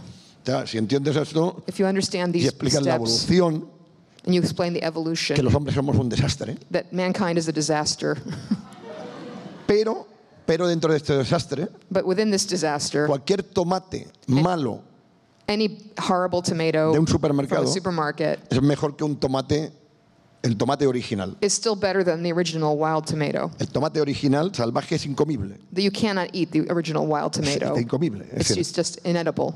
claro, y si explicamos esto, If we explain this, bueno, entendemos el tomate de otra manera. we understand tomatoes in a Entonces, different way. el trabajo que tenemos es todo el trabajo maravilloso que han hecho y que hacen los historiadores, The work that we have, all the wonderful work that's been done by historians, antropólogos, arqueólogos, anthropologists, y archaeologists, con esta taxonomía que estamos creando, and with this taxonomy that we're creating, con estas síntesis, ¿no? with this synthesis, Con muchos mapas conceptuales, with lots of conceptual mapas contextualizadores. maps that contextualize. Si no habría agricultura, no había harina. If there was no agriculture, for example, there would be no Si no había flour. si no había harina, no había pastas. Without flour, you wouldn't have pastas or doughs. Y si no había pastas, no había tortilla mexicana ni había pan indio. Without pastas, you wouldn't have Indian bread or Mexican tortillas. Y esto, ¿no? Y le explicas que el agnolotti y la empanada es lo mismo. And explaining that, for example, agnolotti and an empanada are the same Es una concept. pasta con un relleno, It's a pasta with a una filling, forma medio circular, sort of circular form, una hervida a boiling y el otro point, asada o frita. and then either fried or roasted or ¿No? baked. Un mapa contextualizador donde pongas una cazuela de barro You can put in contextual maps, earthenware y container, veas todas las técnicas que se hicieron posibles gracias a eso. and you could see all the techniques that were made possible by an earthenware container. No se podía hervir. You couldn't boil before that. Si podías ir a Islandia, a un geyser, You could go to a geyser in Iceland maybe, but o una tripa de animal, pero or no, an animal tripe, pero hervir o freír but to fry and o to boil or estofar. stew, Yo creo que estamos en un reto maravilloso it's a wonderful challenge. y eventos como este, And having events like this, donde se considera la cocina como cultura, como where lo we, que yo look creo que es, at, where we look at cooking as part of culture, which I believe it is. tampoco hay que magnificarlo, We don't have to amplify it or magnify hay que it. normalizarlo. We have to normalize it. ¿No? normalizarlo, es decir, que nadie se escandalice cuando We don't want to create scandals about no this se hagan actos como este, ¿no? at events like this. Yo creo que en este caso, y además es un reto muy importante con el reto que con el reto que tienen las universidades hoy, ¿no? It's joined with the challenges that are facing universities today. Con las nuevas tecnologías todo el mundo se está planteando cómo van a ser las With new universidades. technologies, people are trying to sort of figure out the future of the university. What is it going to look like Yo in the future? tengo la suerte de dar clases en Harvard. I'm very lucky and fortunate to give classes at Harvard. Bueno, y me ha servido sobre todo para aprender mucho cómo funcionan las universidades americanas. And it served me very well to learn how American universities function. También voy a MIT. And also done work at MIT. Y es verdad que hoy en día se están preguntando todos cómo tiene que ser el futuro. And they're all asking themselves, what's the future of the university? ¿Qué diferencia entre información y conocimiento? And what's the difference between knowledge and information? Ayer me hablaron de un restaurante. Yesterday they spoke to me about a restaurant. Esta mañana he entrado en internet. I was able to go online this morning. Pues imágenes. And see the pictures from that He restaurant. visto lo que hacía. And I could see exactly what they do there. Como soy cocinero, as a chef, he hecho un análisis rápido. I was able to analyze those images Pero vosotros, quickly. los que no sois cocineros, no podríais hacer un análisis rápido. Those of you who are not chefs might not be able to analyze it quickly like that. ¿Vale? ¿Y dónde iría a buscarlo? ¿Dónde iría a buscarlo? And where would I go find it? ¿Dónde clicaría? And which part would I look at? No, es decir, Internet, Google de momento es maravilloso para la información, Google is wonderful for information, pero no para el conocimiento. but not for knowledge. Y este es el gran reto. And this is the great challenge. Entonces, el conocimiento junto con las nuevas tecnologías estamos delante de una revolución, ¿vale? Increíble, ¿no? Knowledge married with technology puts us in this place of revolution, an incredible revolution that we're facing. En un momento de la historia donde compartir es obligatorio. We're at a point in history where sharing is very important. En un mundo donde la cocina, donde nuestra única patente era el secreto. In a world like in cuisine where a lot of our patents were secrets, things that we kept secret. Hace 20 años cambió. 20 years ago, this started to change. Bueno, 15, 15 año 98. 98. Cuando empezaron los congresos de cocina. When we started seeing these conferences where chefs would gather. Y hoy, gracias a esto podemos evolucionar tanto. It's thanks to this that we were able to evolve so much and so Porque quickly. Compartimos todo. Because we're sharing everything. Hay que entender que desde el mundo de la gastronomía From the world of gastronomy, hay mucho por hacer. there's lots to be done. Por ejemplo, no existen estilos de cocina. There are no such thing as styles of cooking. Estamos en un museo de arte We're in a museum of art. donde Jill nos podría hablar del cubismo, You could talk about del cubism, dadaísmo, del Dadaísmo. impresionismo, y ¿no? Nosotros, si habláramos de la nouvelle cuisine, If we speak about nouvelle cuisine, que sería como las vanguardias en arte, that could have been like the vanguard movements in the art world. no hay nada escrito sobre los estilos dentro de la nouvelle cuisine. There's nothing written about the styles that occurred within nouvelle Y cuisine. parece que todo es lo mismo. And it seems like if Parece you go que- by that everything's the same. There's no Parece distinguishing. que el Michel Guérard es lo mismo que Michel Bras. As if Michel Gerard were the same as Michel Bras No tiene nada que ver. Es como comparar they're completely a different. Picasso con Van Gogh. and Garceau with Picasso con Van Gogh. Picasso with Van Gogh. Sorry. Entonces, ¿cómo se ordena todo esto? ¿Os figuráis que en el arte no existiera? Imagine how you structure this. Imagine if this kind of comparison didn't exist in the art world. Jill y el Moca tuvieran que ordenar, poner todo esto. And if Jill and the folks at MoCA had to sort of structure all these movements in the El art world trabajo enorme. and catalog them, ¿No? it's enormous work. Estamos en todo esto, ¿no? Entonces, por un lado, cuando a veces me pongo a pensar, digo, me voy a las Maldivas de vacaciones. When I stop to think about it, sometimes I say, I better go to the Maldives on vacation. Pero cuando vemos lo que nos queda por hacer es el challenge. When we see what's ahead of us, what's to accomplish, it's the great challenge. Porque hay otras disciplinas mucho más maduras Because there are other disciplines that are much more mature, que no tienen esta excitación por hacer. that don't have this sort of drive to do this. Y nosotros hay mucho por hacer, ¿no? And then we have so much to do ahead of us. Bueno, creo que ahora, ¿no? Ya no hemos... We have 2 microphones on either side for people who want to queue for questions. And as people are coming up, I want to reopen it here to the panel if there's any other comments before we begin audience comments, questions for this incredible panel. Do you have anything right now more to speak to each other about? So we'll open it up if people want to come up to the microphones to ask their questions.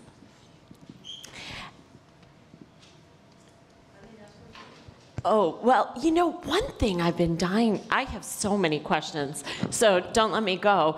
But could you talk to us about your creativity audit, which I believe was 8,000 pages of rigorously recording information so as not to copy something that you did in the past? Para entender la creatividad, To understand hay que creativity, entender la evolución humana. you have to understand human evolution. ¿Cuándo fue que el cerebro, ¿no? tuvimos la capacidad de crear? When did our brains have the capacity to create? Entendiendo que esto fue evolutivo, That this was an evolutionary ¿no? Pero process. ¿cuál es el, no? But what is it? Hay la película esta de Lucy, You have a film on Lucy ¿no? De Scarlett Johansson, with Scarlett Johansson. que ya sé que es ciencia ficción. It's ¿no? kind of science fiction, Y essentially. Pero te hace muchas preguntas, ¿no? But it makes you ask a lot of ¿No? questions. Sobre hasta dónde vamos a llegar, ¿no? A nivel de inteligencia. And what level are we going to reach with human intelligence if we keep evolving this way? Porque la humanidad está llegando a unos niveles increíbles. Because humanity is reaching some incredible levels. Y entender que a nivel creativo, At the creative level, en cocina, in cooking, nuestra generación no es la más importante, ¿eh? our generation is not the most important. Es mucho más importante en Mesopotamia, en Grecia, It's en much more Roma. important to look at Mesopotamia, Greece, Rome. Fue increíble. Cuando te planteas cómo pasó aquello, When you think about what happened then, ¿no? ¿A quién se le ocurrió, no? Coger could cereales imagine it? y hacer todo lo que pasó en aquellas civilizaciones, ¿no? and to think about all that happened in those civilizations, Yo lo veo como las células, ¿no? I think of it as cells. Bueno, que empezaron con 2 células, 2 cells start, ¿no? Y hay miles de millones and then thousands of de millions células, ¿no? of cells. Entonces, para entender el proceso educativo, creo que tienes que entender estas cosas, ¿no? You have to understand these things when you're looking at the creative No process. solamente, creo que quizás se focaliza demasiado actualmente en la motivación, en todo esto, tal. We focus too much sometimes on motivation and the process of creating. Bueno, sí, está bien, hay que tener motivación, ¿no? It's important to have motivation, of course. Pero si eres profesional, ya hay bastante. If you're a professional, though, that's enough. No hay que pedir a la gente que hace innovación una motivación y una pasión descomunal. You don't have to ask people who do innovation that they have to have this great motivation. And Porque es diferente cuando es tu negocio. it's different when it's your business. Si tú tienes negocio vas a estar 20 horas trabajando. If it's your business, you're going to work for 20 hours No on hay horas. something. Pero si tú estás dentro de una organización, But within an organization, lo que te tienen que pedir es que seas profesional. what you have to ask if someone is to be Y el professional máximo de about it eficiencia. and efficient to the Mira, maximum siempre lo level. explico. Una de las grandes diferencias que hay de Estados Unidos con Europa One of the great differences between the U.S. and Europe, es que aquí más o menos sabéis trabajar en equipo. because here more or less you know how to work in teams. En Europa es muy difícil. It's very difficult in Europe. Es decir, en los egos In the egos, es insoportable. it's just Es insupportable. insoportable. It's No, just insufferable. Es insoportable, ¿no? Y entonces, esto, cuando hablamos del proceso educativo, estamos hablando de todo esto, de ser muy pragmático, When we talk about this process, we're talking about being very pragmatic. no hay nada igual. There's nothing that's the same. Cada persona que estéis aquí es diferente. Every one of you here is different. Si tienes niños, If you have children, va a ser difícil que trabajes sábado y domingo. it's going to be hard for you to work on Saturdays and Sundays, for Yo no tengo example. niños. I don't have children. Trabajo sábado y domingo. I can work Saturdays and ¿Vale? Sundays. Pero y me permite que mi proceso creativo sea muy diferente. And it allows my creative process to be very different, Porque el sábado y domingo me pongo en orden. because I can get myself organized on the Todo el weekends, trabajo, tal. all the work that I have. ¿Eh? Estoy 15 horas dedicándole a esto. I could spend 15 hours dedicated to Tío, pero this. tú por qué trabajas 15 horas? But, who works 15 hours? Porque no trabajo. Because I don't have the other stuff going on. Porque esto es una actitud delante de la vida. Porque lo que yo tengo es una actitud delante de la Because this vida. is an attitude that I have facing life. This is sort of the way I view life. No, pero yo no puedo pedir a las personas que estáis aquí que sean igual. But I can't ask every single person who's here to do the same. Esto es lo que es en la auditoría creativa. ¿no? That's what the creative audit is. Thank you so much. And we'll turn to a question from Jonathan Sawyer.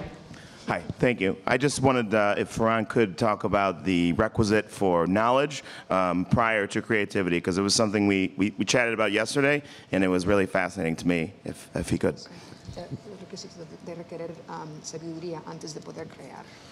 Bueno, este es un debate que podríamos hablar horas y horas. This is a discussion or debate we could have for hours and hours. Hay un libro de Lagos de 1778, creo. There's a book from Lagos from 1700? 1778. 1778. Sí, en 1778 ya habían libros de helados. Yes, there were. Oh, the Lagos, I'm sorry, ice cream. I thought he said Lagos, the country. There's a book on ice cream from 1778. Correction. Y hay una receta que es de trufa negra. And there was actually a recipe in there for black truffle ice cream. Esto sería vanguardia. This would have considered Hace 15 años. vanguard 15 years ago. People would have looked at it as. Hicimos un helado de trufa negra. We did an ice cream of black truffles at OBE. Entonces, una cosa es la actitud creativa. So the creative attitude. Y otra cosa es la realidad creativa. And another thing is creative reality. Y esto, el problema es que yo no tenía conocimiento. And I didn't have the knowledge. Y creé algo que ya estaba creado. And I created something that had already been created. Bueno, entonces este equilibrio This equilibrium es el más complejo. It's the most complex thing. ¿No? Entre estar informado, between being informed, que no te afecte mentalmente, and that it not affect you mentally. Pues claro, porque si tú eres un pintor, because for example, if you're a painter, y tú ves todo lo que has hecho en la historia, and if you look at everything that is done in the history of painting, yo no soy pintor ya. You decide not to be a painter anymore. ¿Cómo voy a crear algo nuevo? How am I going to create anything new given everything that's been created? ¿No? Entonces, es un tema apasionante. It's an idea of passion. Pero todo el discurso que damos desde la fundación But the whole dialogue or discussion we have at the foundation es para las nuevas generaciones. is for the new generations. Es para la gente que empieza. For people who are starting out today. Donde es impensable where it's unthinkable en cualquier disciplina in any discipline que no se estudie that you don't study el pasado y tengas conocimiento. That you don't know its past and study its past and have knowledge about it. ¿No? Entonces en cocina in cooking parece que esto a veces no sea bueno. It seems sometimes people think it's not good to know these things. Pero no es esto. El Bulli catalogó fue el primer restaurante en el mundo que catalogó los platos. El Bulli was the first restaurant in history that cataloged all of its dishes. Año 2000. And it started in the year 2000. Hay todo el catálogo del Bulli. That's when it began to publish the catalogs. Y de aquí 100 años. And then from 100 years, habrá gente que pueda estudiar aquí, estos libros. People will be able to study those books and know what was done. Y sacarán su conclusión. Sacarán la conclusión. They'll make their own conclusions from it. No hemos sido capaces aún que los cocineros hagáis lo mismo. We have not yet been able to reach the point where chefs will do this. All chefs will do the same. Tú, Jonathan, no catalogas los platos. You, Jonathan, are not able to catalog your dishes. Por este año, ¿vale? Pongo el 1, ¿no? 2, 3, 4, 1, ¿no? Doing it by year, each dish. No como el arte, ¿eh? Not as art. Como los tornillos. Just like screws and hardware. Sí, los tornillos también se catalogan. Así you have saben to catalog lo que screws and nails. Este, por ejemplo, es un reto importantísimo. It's an important challenge. Entonces, a veces, no en la cocina, sino en general, but not just in cooking, but in general, no nos interesa esto. It doesn't interest us. Porque vamos a ver que nos copiamos. Because we realize when we start doing this that we copy each other. When we start looking back at what we've done. Quiere ver and no one wants to know that. Esto. I have a quick follow-up on that I've been just stewing about for the last couple of days for the entire panel. When we think about having this language, this taxonomy that you were talking about, versus some of the historical specificity that we saw represented here, and our discussions about one narrative of history versus multiple narratives of history, or some of the challenges that as soon as we write something, there's a new piece of knowledge, a new way of looking at something that completely changes that. This tension between multiple narratives, multiple histories, and one narrative that gives us a common language. How should we conceptualize that?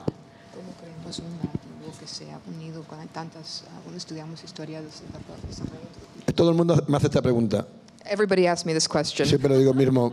¿Ves a Boston? ¿Ves a Boston? If you see Boston, donde decodificaron el genoma humano, where they decoded the human genome, creo que sería bastante más difícil que el de la cocina. I think it's a lot more difficult to do that than to do it for culinary world. Hace falta dinero. You need money.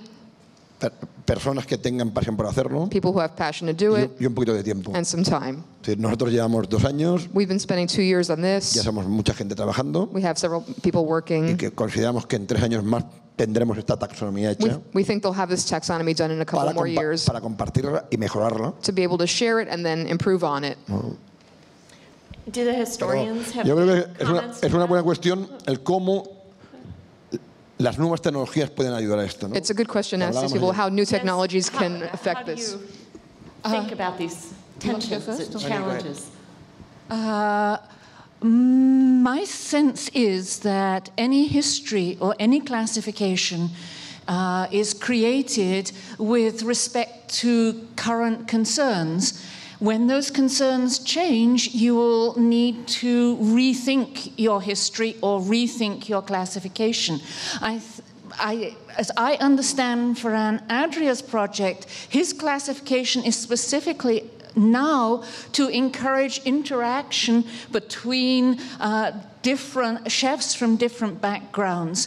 I couldn't applaud that more because one of the lessons of history, as Dan was saying, any history of technique or technology or cooking is that contact is one of the most powerful drivers of innovation.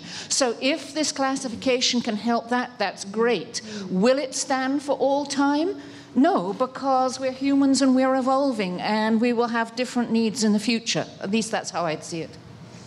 Oh, and I guess I want to say 2 things. One is that in technology, we've found that exactly as Chef Adria is proposing, that something where you put out a standard and the beginning standard is not going to be perfect, but you let people, you crowdsource it, you let people add to it and improve it. That's always been a very successful thing. But a second thing I want to say is the perspectives of different chefs from different cultures can be very different. In China, water is not water.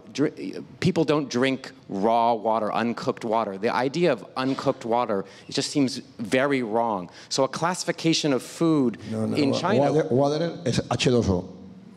El agua es H2O. H2O. Oh, wait, water is H2O, you say. Yeah.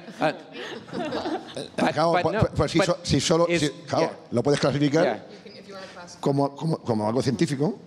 But it's not scientific. What about in cuisine? In cuisine, is water cooked or is water raw?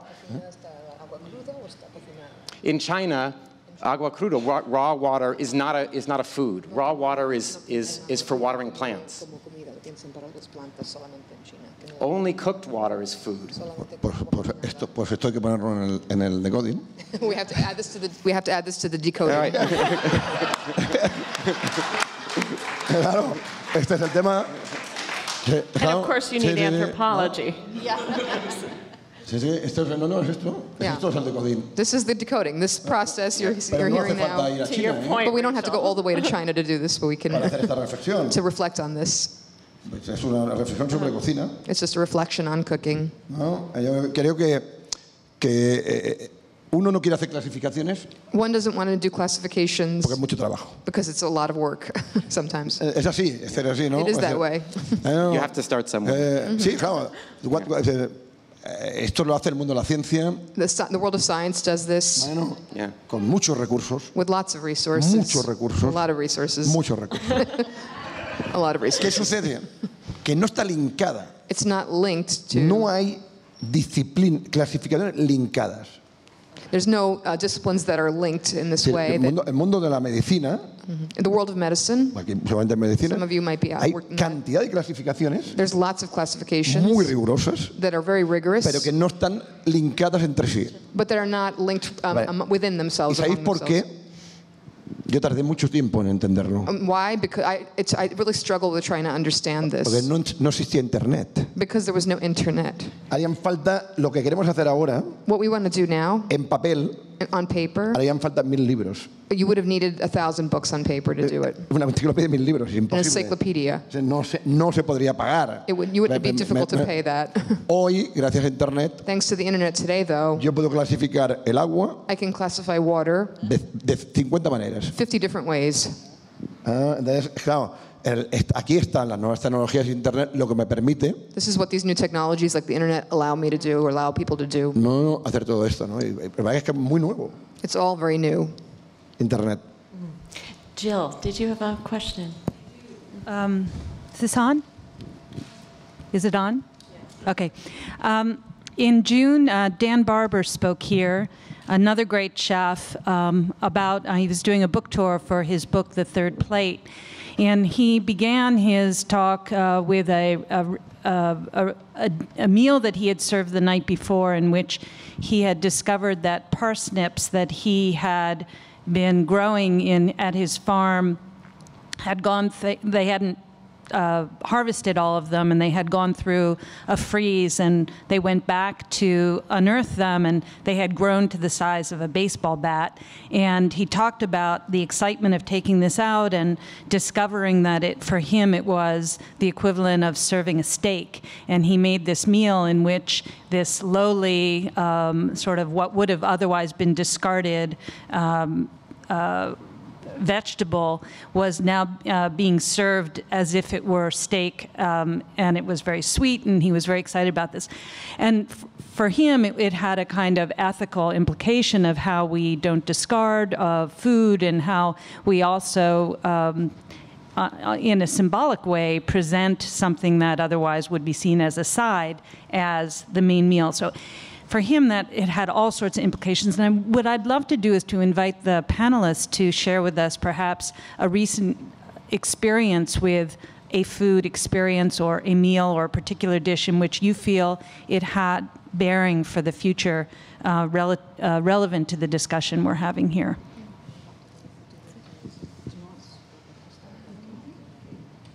Well, I've never had such an experience, but it does raise the question of what serendipity contributes to creativity.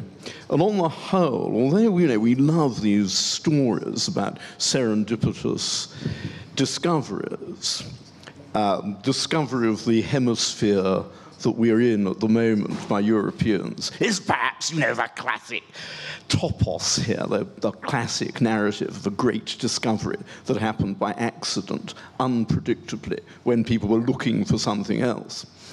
And we love also to construct such narratives, even when they're not true. Yeah. And I suspect that actually serendipity plays a very small part in creativity.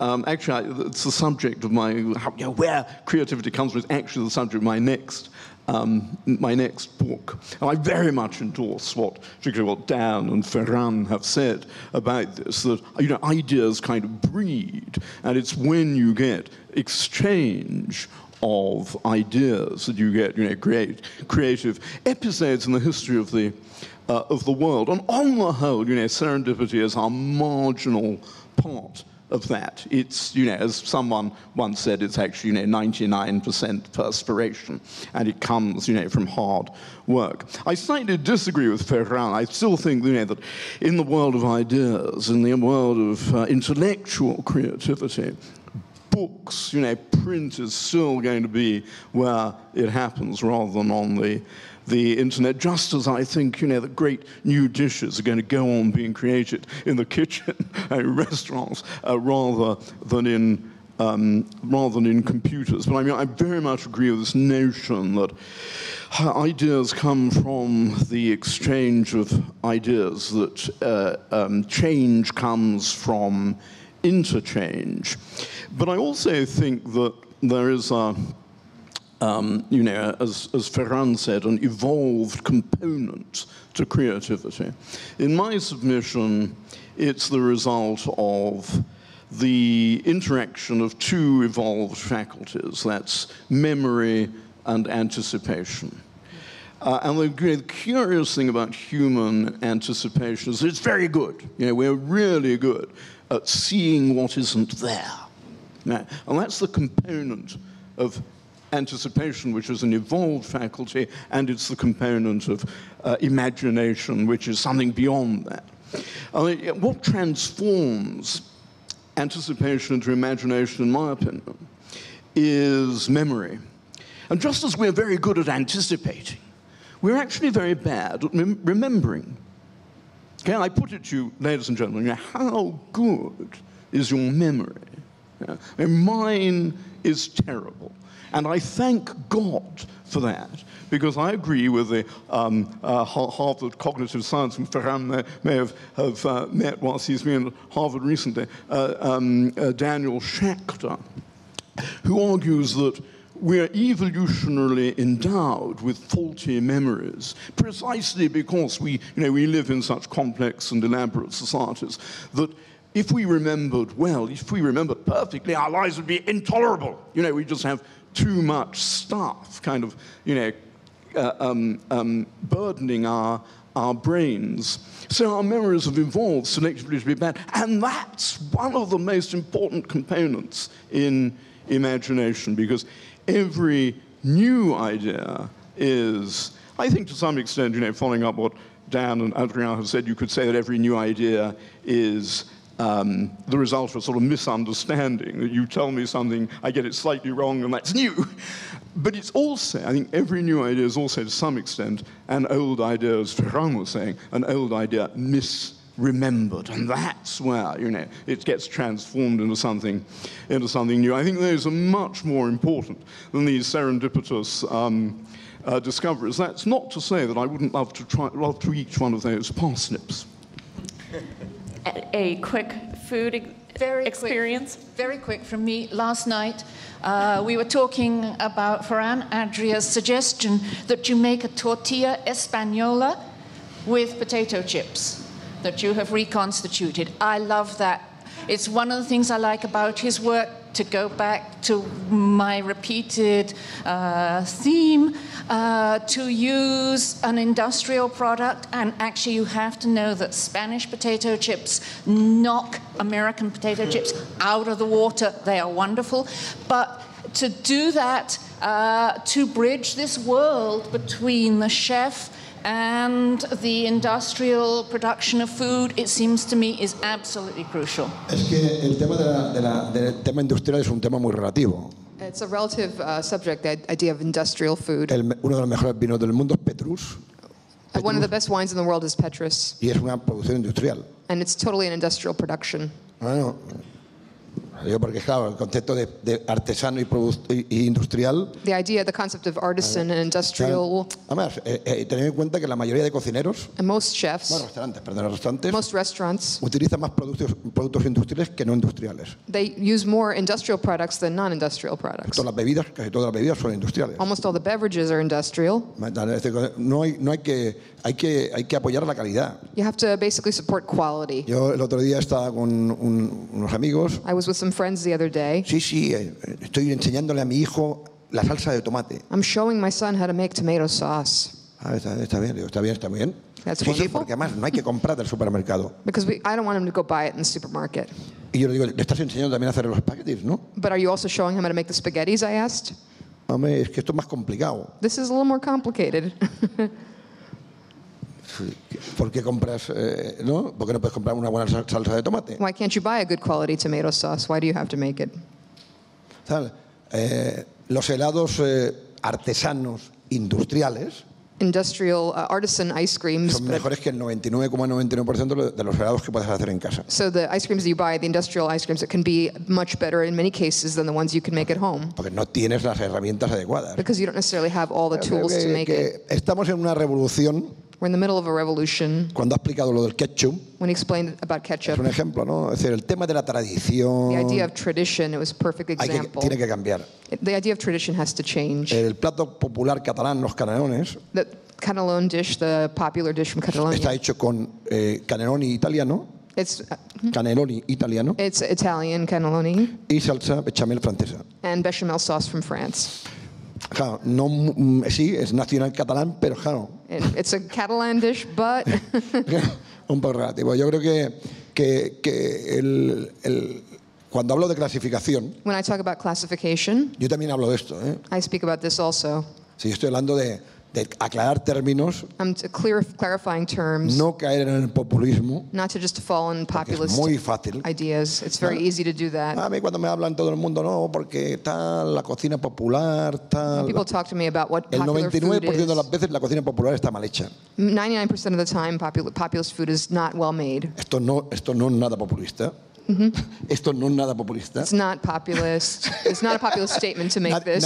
Nadie se atreve a decir esto. No one really dares to say that most populist mi food is mamá, not que es good. la persona que más quiero en el mundo, mi mamá, My mom is the person I love the most in the world. si voy como su hijo, If I go as her son es la mejor cocinera del mundo. and eat her food, it's the best food in the world. As her son, I say that. Bueno, si voy como cocinero, But if I go as a chef, no es translation una necessary. realidad. It's the reality. Es una realidad. Entonces, claro, y conozco personas And I know people que son capaces de cocinar popularmente igual que casi un profesional. and can cook at that level at home almost as well as a professional. Un plato, dos platos, 1 or 2 dishes, they might make it at that level. Y después hay excepcionales And then there is exceptional people. que están en el límite entre lo amateur y lo profesional. They're kind of at the limit between the two areas, professional Yo and creo amateur. que hace falta el pragmatismo de la realidad But you need the pragmatism of reality que lo dan estas personas, que son los historiadores. that these los people give us, the que historians, esto es así.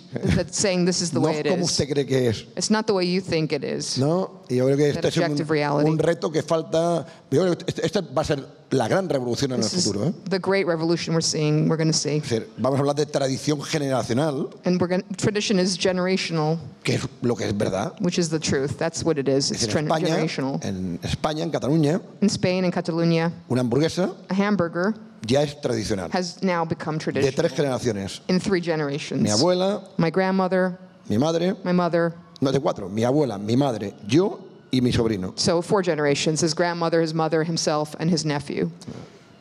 So we will close with 2 final questions that we have waiting, and then we will transition our large group conversation into smaller group conversations and invite you to continue the questions and comments during the book signing. Will you allow me a last question after we've heard from the public? Because there's something I'd like to put to Ferran. Okay, let's go ahead. This question's for Chef Ferran. Earlier, you had said that the internet is a good source of information, but not knowledge. And I was wondering if you could, in your own words, elaborate on the difference between information and knowledge.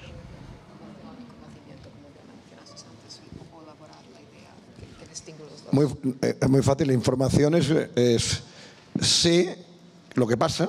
The information is, I know what happened, this is what happened. Bueno, y conocimiento es por qué pasa, cuándo pasa, dónde pasa. And knowledge is why did it happen, when did it happen, why, what was the reason behind it, Pero como how did it cocineros happen. As chefs, tenemos que tener un conocimiento X. we have to have a sort of baseline knowledge. Es decir, no puedes entrar en la obsesión. You can't become obsessive, though. Esto es el problema. That's the problem. Porque es claro, ¿quién conoce? Que me digan aquí 5 platos húngaros. If people can name 5 Hungarian dishes here, who can tell me that? 5 classic. O sea, algún húngaro me lo dirá. O sea, no. Si hay algún húngaro me lo If dirá. there's someone who's Hungarian here, they may know that. No. Esta pregunta lo haces en un congreso de cocina. If you ask this question at a food conference, at a chef's conference, Bueno, y nadie diría los 5. and no one could name the 5. Esto como mucho, pues, de momento tienes que tener información. You have to have information to start. Y por ejemplo, para esto internet está bien. And for this, the internet is wonderful. Ahora, si quieres estudiar, Now, if you want to study, si quieres tener conocimiento de la cocina húngara, la tienes que estudiar. now if you want to have more knowledge about Hungarian food, you have to really study it Por ejemplo, ¿no? Y tienes que conocer, ¿no? and know it. Pero Our final audience question. Lee Jones from the Chef's Garden. Ferran, welcome back to Ohio. When you visited with Charlie Trotter a few years ago on the farm, you said that we had explored every species of fish, beef, and poultry, and that the future was going to be vegetables. Has the future arrived? And does it arrive in America at a later time than other countries, or does it arrive across the globe all at once?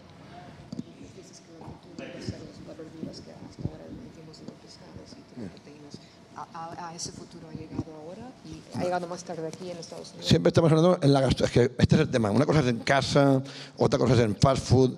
En gastronomía, sin duda alguna, la gran revolución que ha habido en los últimos 15 años es el conocimiento de los vegetales, ¿no? You can look at it in different ways. There's the world of gastronomy, there's the world of home cooking, but without a doubt, in the last 15 years in the world of gastronomy, the great revolution has been vegetables. Hay poco pescado nuevo. There's few fish that are new, that we're eating, very few poca carne meats. nueva. that are new that we're seeing. El wagyu y poca cosa más. The wagyu, for example, but not too much more. Sin embargo, en vegetales, los últimos 20 años, but in the last 20 years in vegetables, hay un número increíble de there's an incredible new number nuevos, ¿no? que no se utilizaban. That were not being used before. Or widely used. Está ahora en casa. At home. Es otra historia. That's a different story. Es que, como explicaba antes, el diálogo the dialogue, as I was entre explaining, la cocina popular between popular home cooking y la cocina culta, and sort of sophisticated food. Cocina culta. Culta. Sí, culta. Culta, de culto. Culta, sí, no, food of society. En la música, in music, hay música popular y música culta. In music, there's popular sort of pop music, and then there's sort of classic or cultured. Desde que hay civilizaciones, since there are civilizations, siempre ha sido igual. There's always been this dichotomy. Unos comían una cosa y otros comían otras. Some would eat some kind of food, and others would eat other, depending on their standing in society. Se pueden permitir ir a un restaurante un día al mes, seguramente, un buen restaurante. Some of you are here could go to a really fine restaurant maybe once a month or something, a special occasion. Esto es un discurso This is a dialogue para un tipo de personas for a certain type of person y quien gana $500 al mes pues es otro discurso. Who earns a certain amount of money per month. Todo es comida. And it's all food, though. El cómo se ordena todo esto how do you order all of that structure, all of es una de las grandes retos que hay, ¿no? That's one of the great challenges Porque that exist. se mezcla todo y ya no sabes muy bien. Because we mix everything up when we talk about it, it's hard to. Si estamos hablando de germinados germinados. But if you're talking about, cultivation and seeds. Puede pasar que de aquí 100 años o 50 años What could o 30 happen años, in 100 years or 30 years? todo esto llega a las casas, ¿no? We can all see the evolution of it. And our final burning question. Well, thank you very much, Annie. It's very kind. I'll put this question in English, and then I'll summarize it very briefly in Spanish, save time.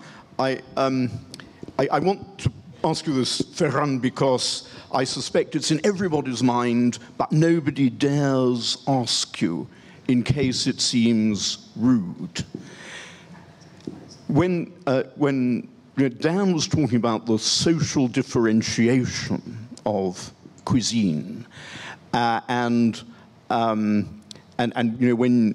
you talked about la cocina culta, it struck me that you've achieved a technological and artistic and culinary revolution.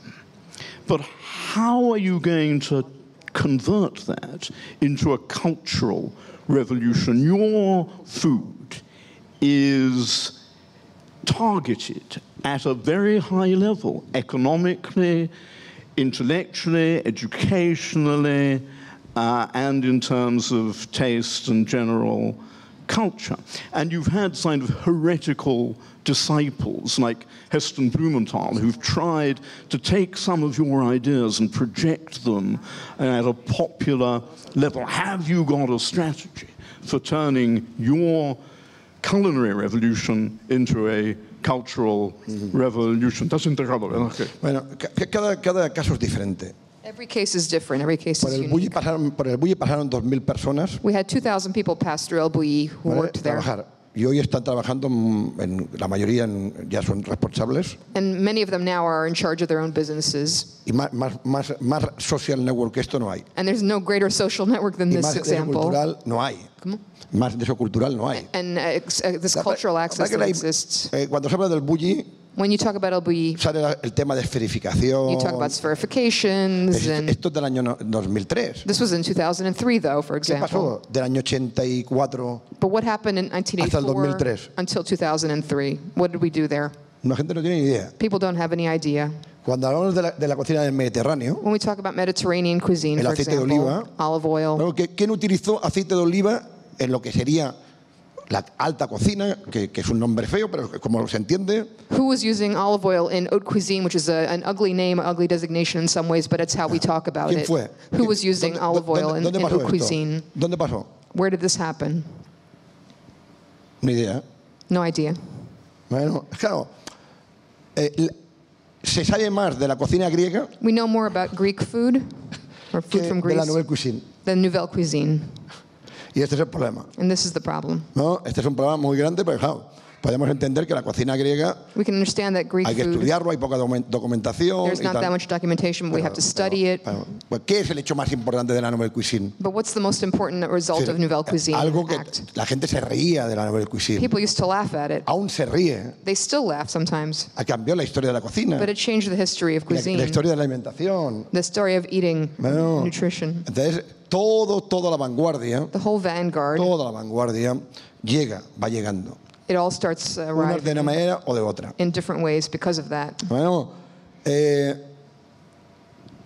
bulli lo que representó What El Bulli represented es que la gente pensara, is that it made people think, que la gente se abriera la mente, that opened their minds, bueno, y sobre todo empezar una revolución and starting a revolution. Que gracias a eso, that thanks to that, no Ferran Adria, not Ferran Adria, bueno, el bulli El y Bulli, otra generación, another generation, siempre acumulativa. have accumulated. It's a cumulative process. Si no fuera asistido Michel Gerard, el bulli no fuera asistido. If Michel Gerard did not exist, El Bulli would not have existed. Pero lo que hicimos fue que hoy en día exista Masterchef. But today we have MasterChef. Claro, y todo lo que existe And everything es that gracias a exists aquello. today is thanks to that. Hay cocineros que hoy que él va a comer. For example, today you'll go eat. Que digas, esto está bien porque esto no es vanguardia, esto no es tecnológico. You might say, oh, this is good because it's not technological, it's not vanguard. But yet there are people that came out of El Bulli or are influenced by era un that. pensamiento. El Bulli was a thought, Y si an hacemos idea. cocina japonesa, And if we did Japanese food, tradicional Japanese food, in quotation marks, la haríamos ¿vale? Igual. We would do it the same way. ¿Vale? Lo que pasa es que pensaríamos, we would think about it.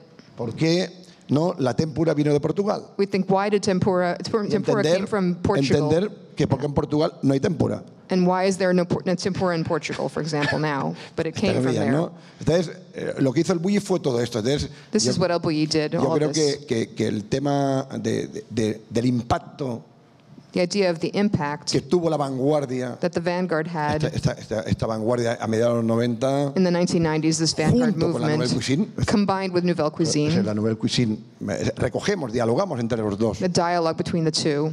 Michel Bras o Pierre Gagnaire, Michel Bras, Pierre Gagnaire, y el bulli y otra generación son una conexión, porque siempre ha habido una conexión. There's a connection there because there's always been a connection. O casi siempre. Or almost always. Bueno, pero esto fue lo importante, ¿no? Entonces, al contrario, nosotros lo que estamos orgullosos We're very proud es de esto, es decir, el bulli that we were part of this. Fue quien hizo que en Harvard that we were able to go to Harvard que la cocina entrara en la universidad. And that allow cuisine to go into the university for real. Bueno, hoy todas las universidades quieren hacer a lot of universities today want to do things like this. El bulli fue quien dialogó con el arte. We were the ones who dialogued with the art world. Hoy estamos aquí. Today we're here, for example. El bulli fue quien tuvo la relación con la ciencia. El Bulli entered in a relationship with science. Es normal. And today it's considered normal. Entonces, yo creo que este efecto cultural this cultural effect es algo que se ha estudiado muy poco. It's not been studied very much. Porque la gente se queda con la esferificación y el nitrógeno líquido. Spherification and liquid nitrogen. Claro, el tema es quién lo hace. The question is who does this. ¿No? Porque claro, tienes que ser un analista. You have to be an analyst. Porque cuando digo, ¿quién me dice aquí cuál fue lo que he dicho antes de la Nouvelle Cuisine? ¿Cuál fue el hecho más importante de la Nouvelle Who Cuisine? here can tell me what was the most important act in Nouvelle Cuisine, the most important moment of it or action? Es que hay gente más o menos que le gusta comer. And people may like food and know a lot about food. ¿Cuál fue?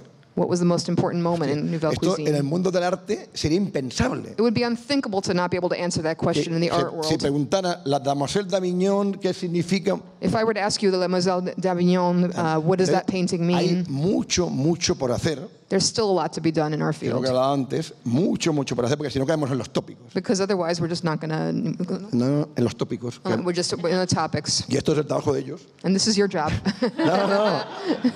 No de ellos, sino de los historiadores, historians, dialogando con los cocineros, dialoguing with chefs. Bueno, el cómo se hace lo complejo.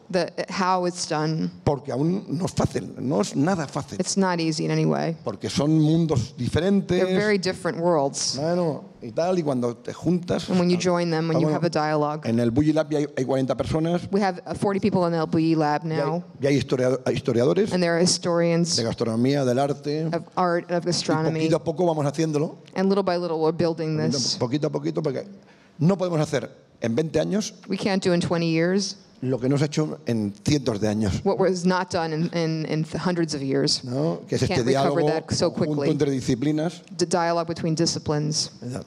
But we're working on it, and we want to thank the Institute for the Science of Origins and MOCA, Alan, and I think you all want to join me in thanking our extraordinary panelists.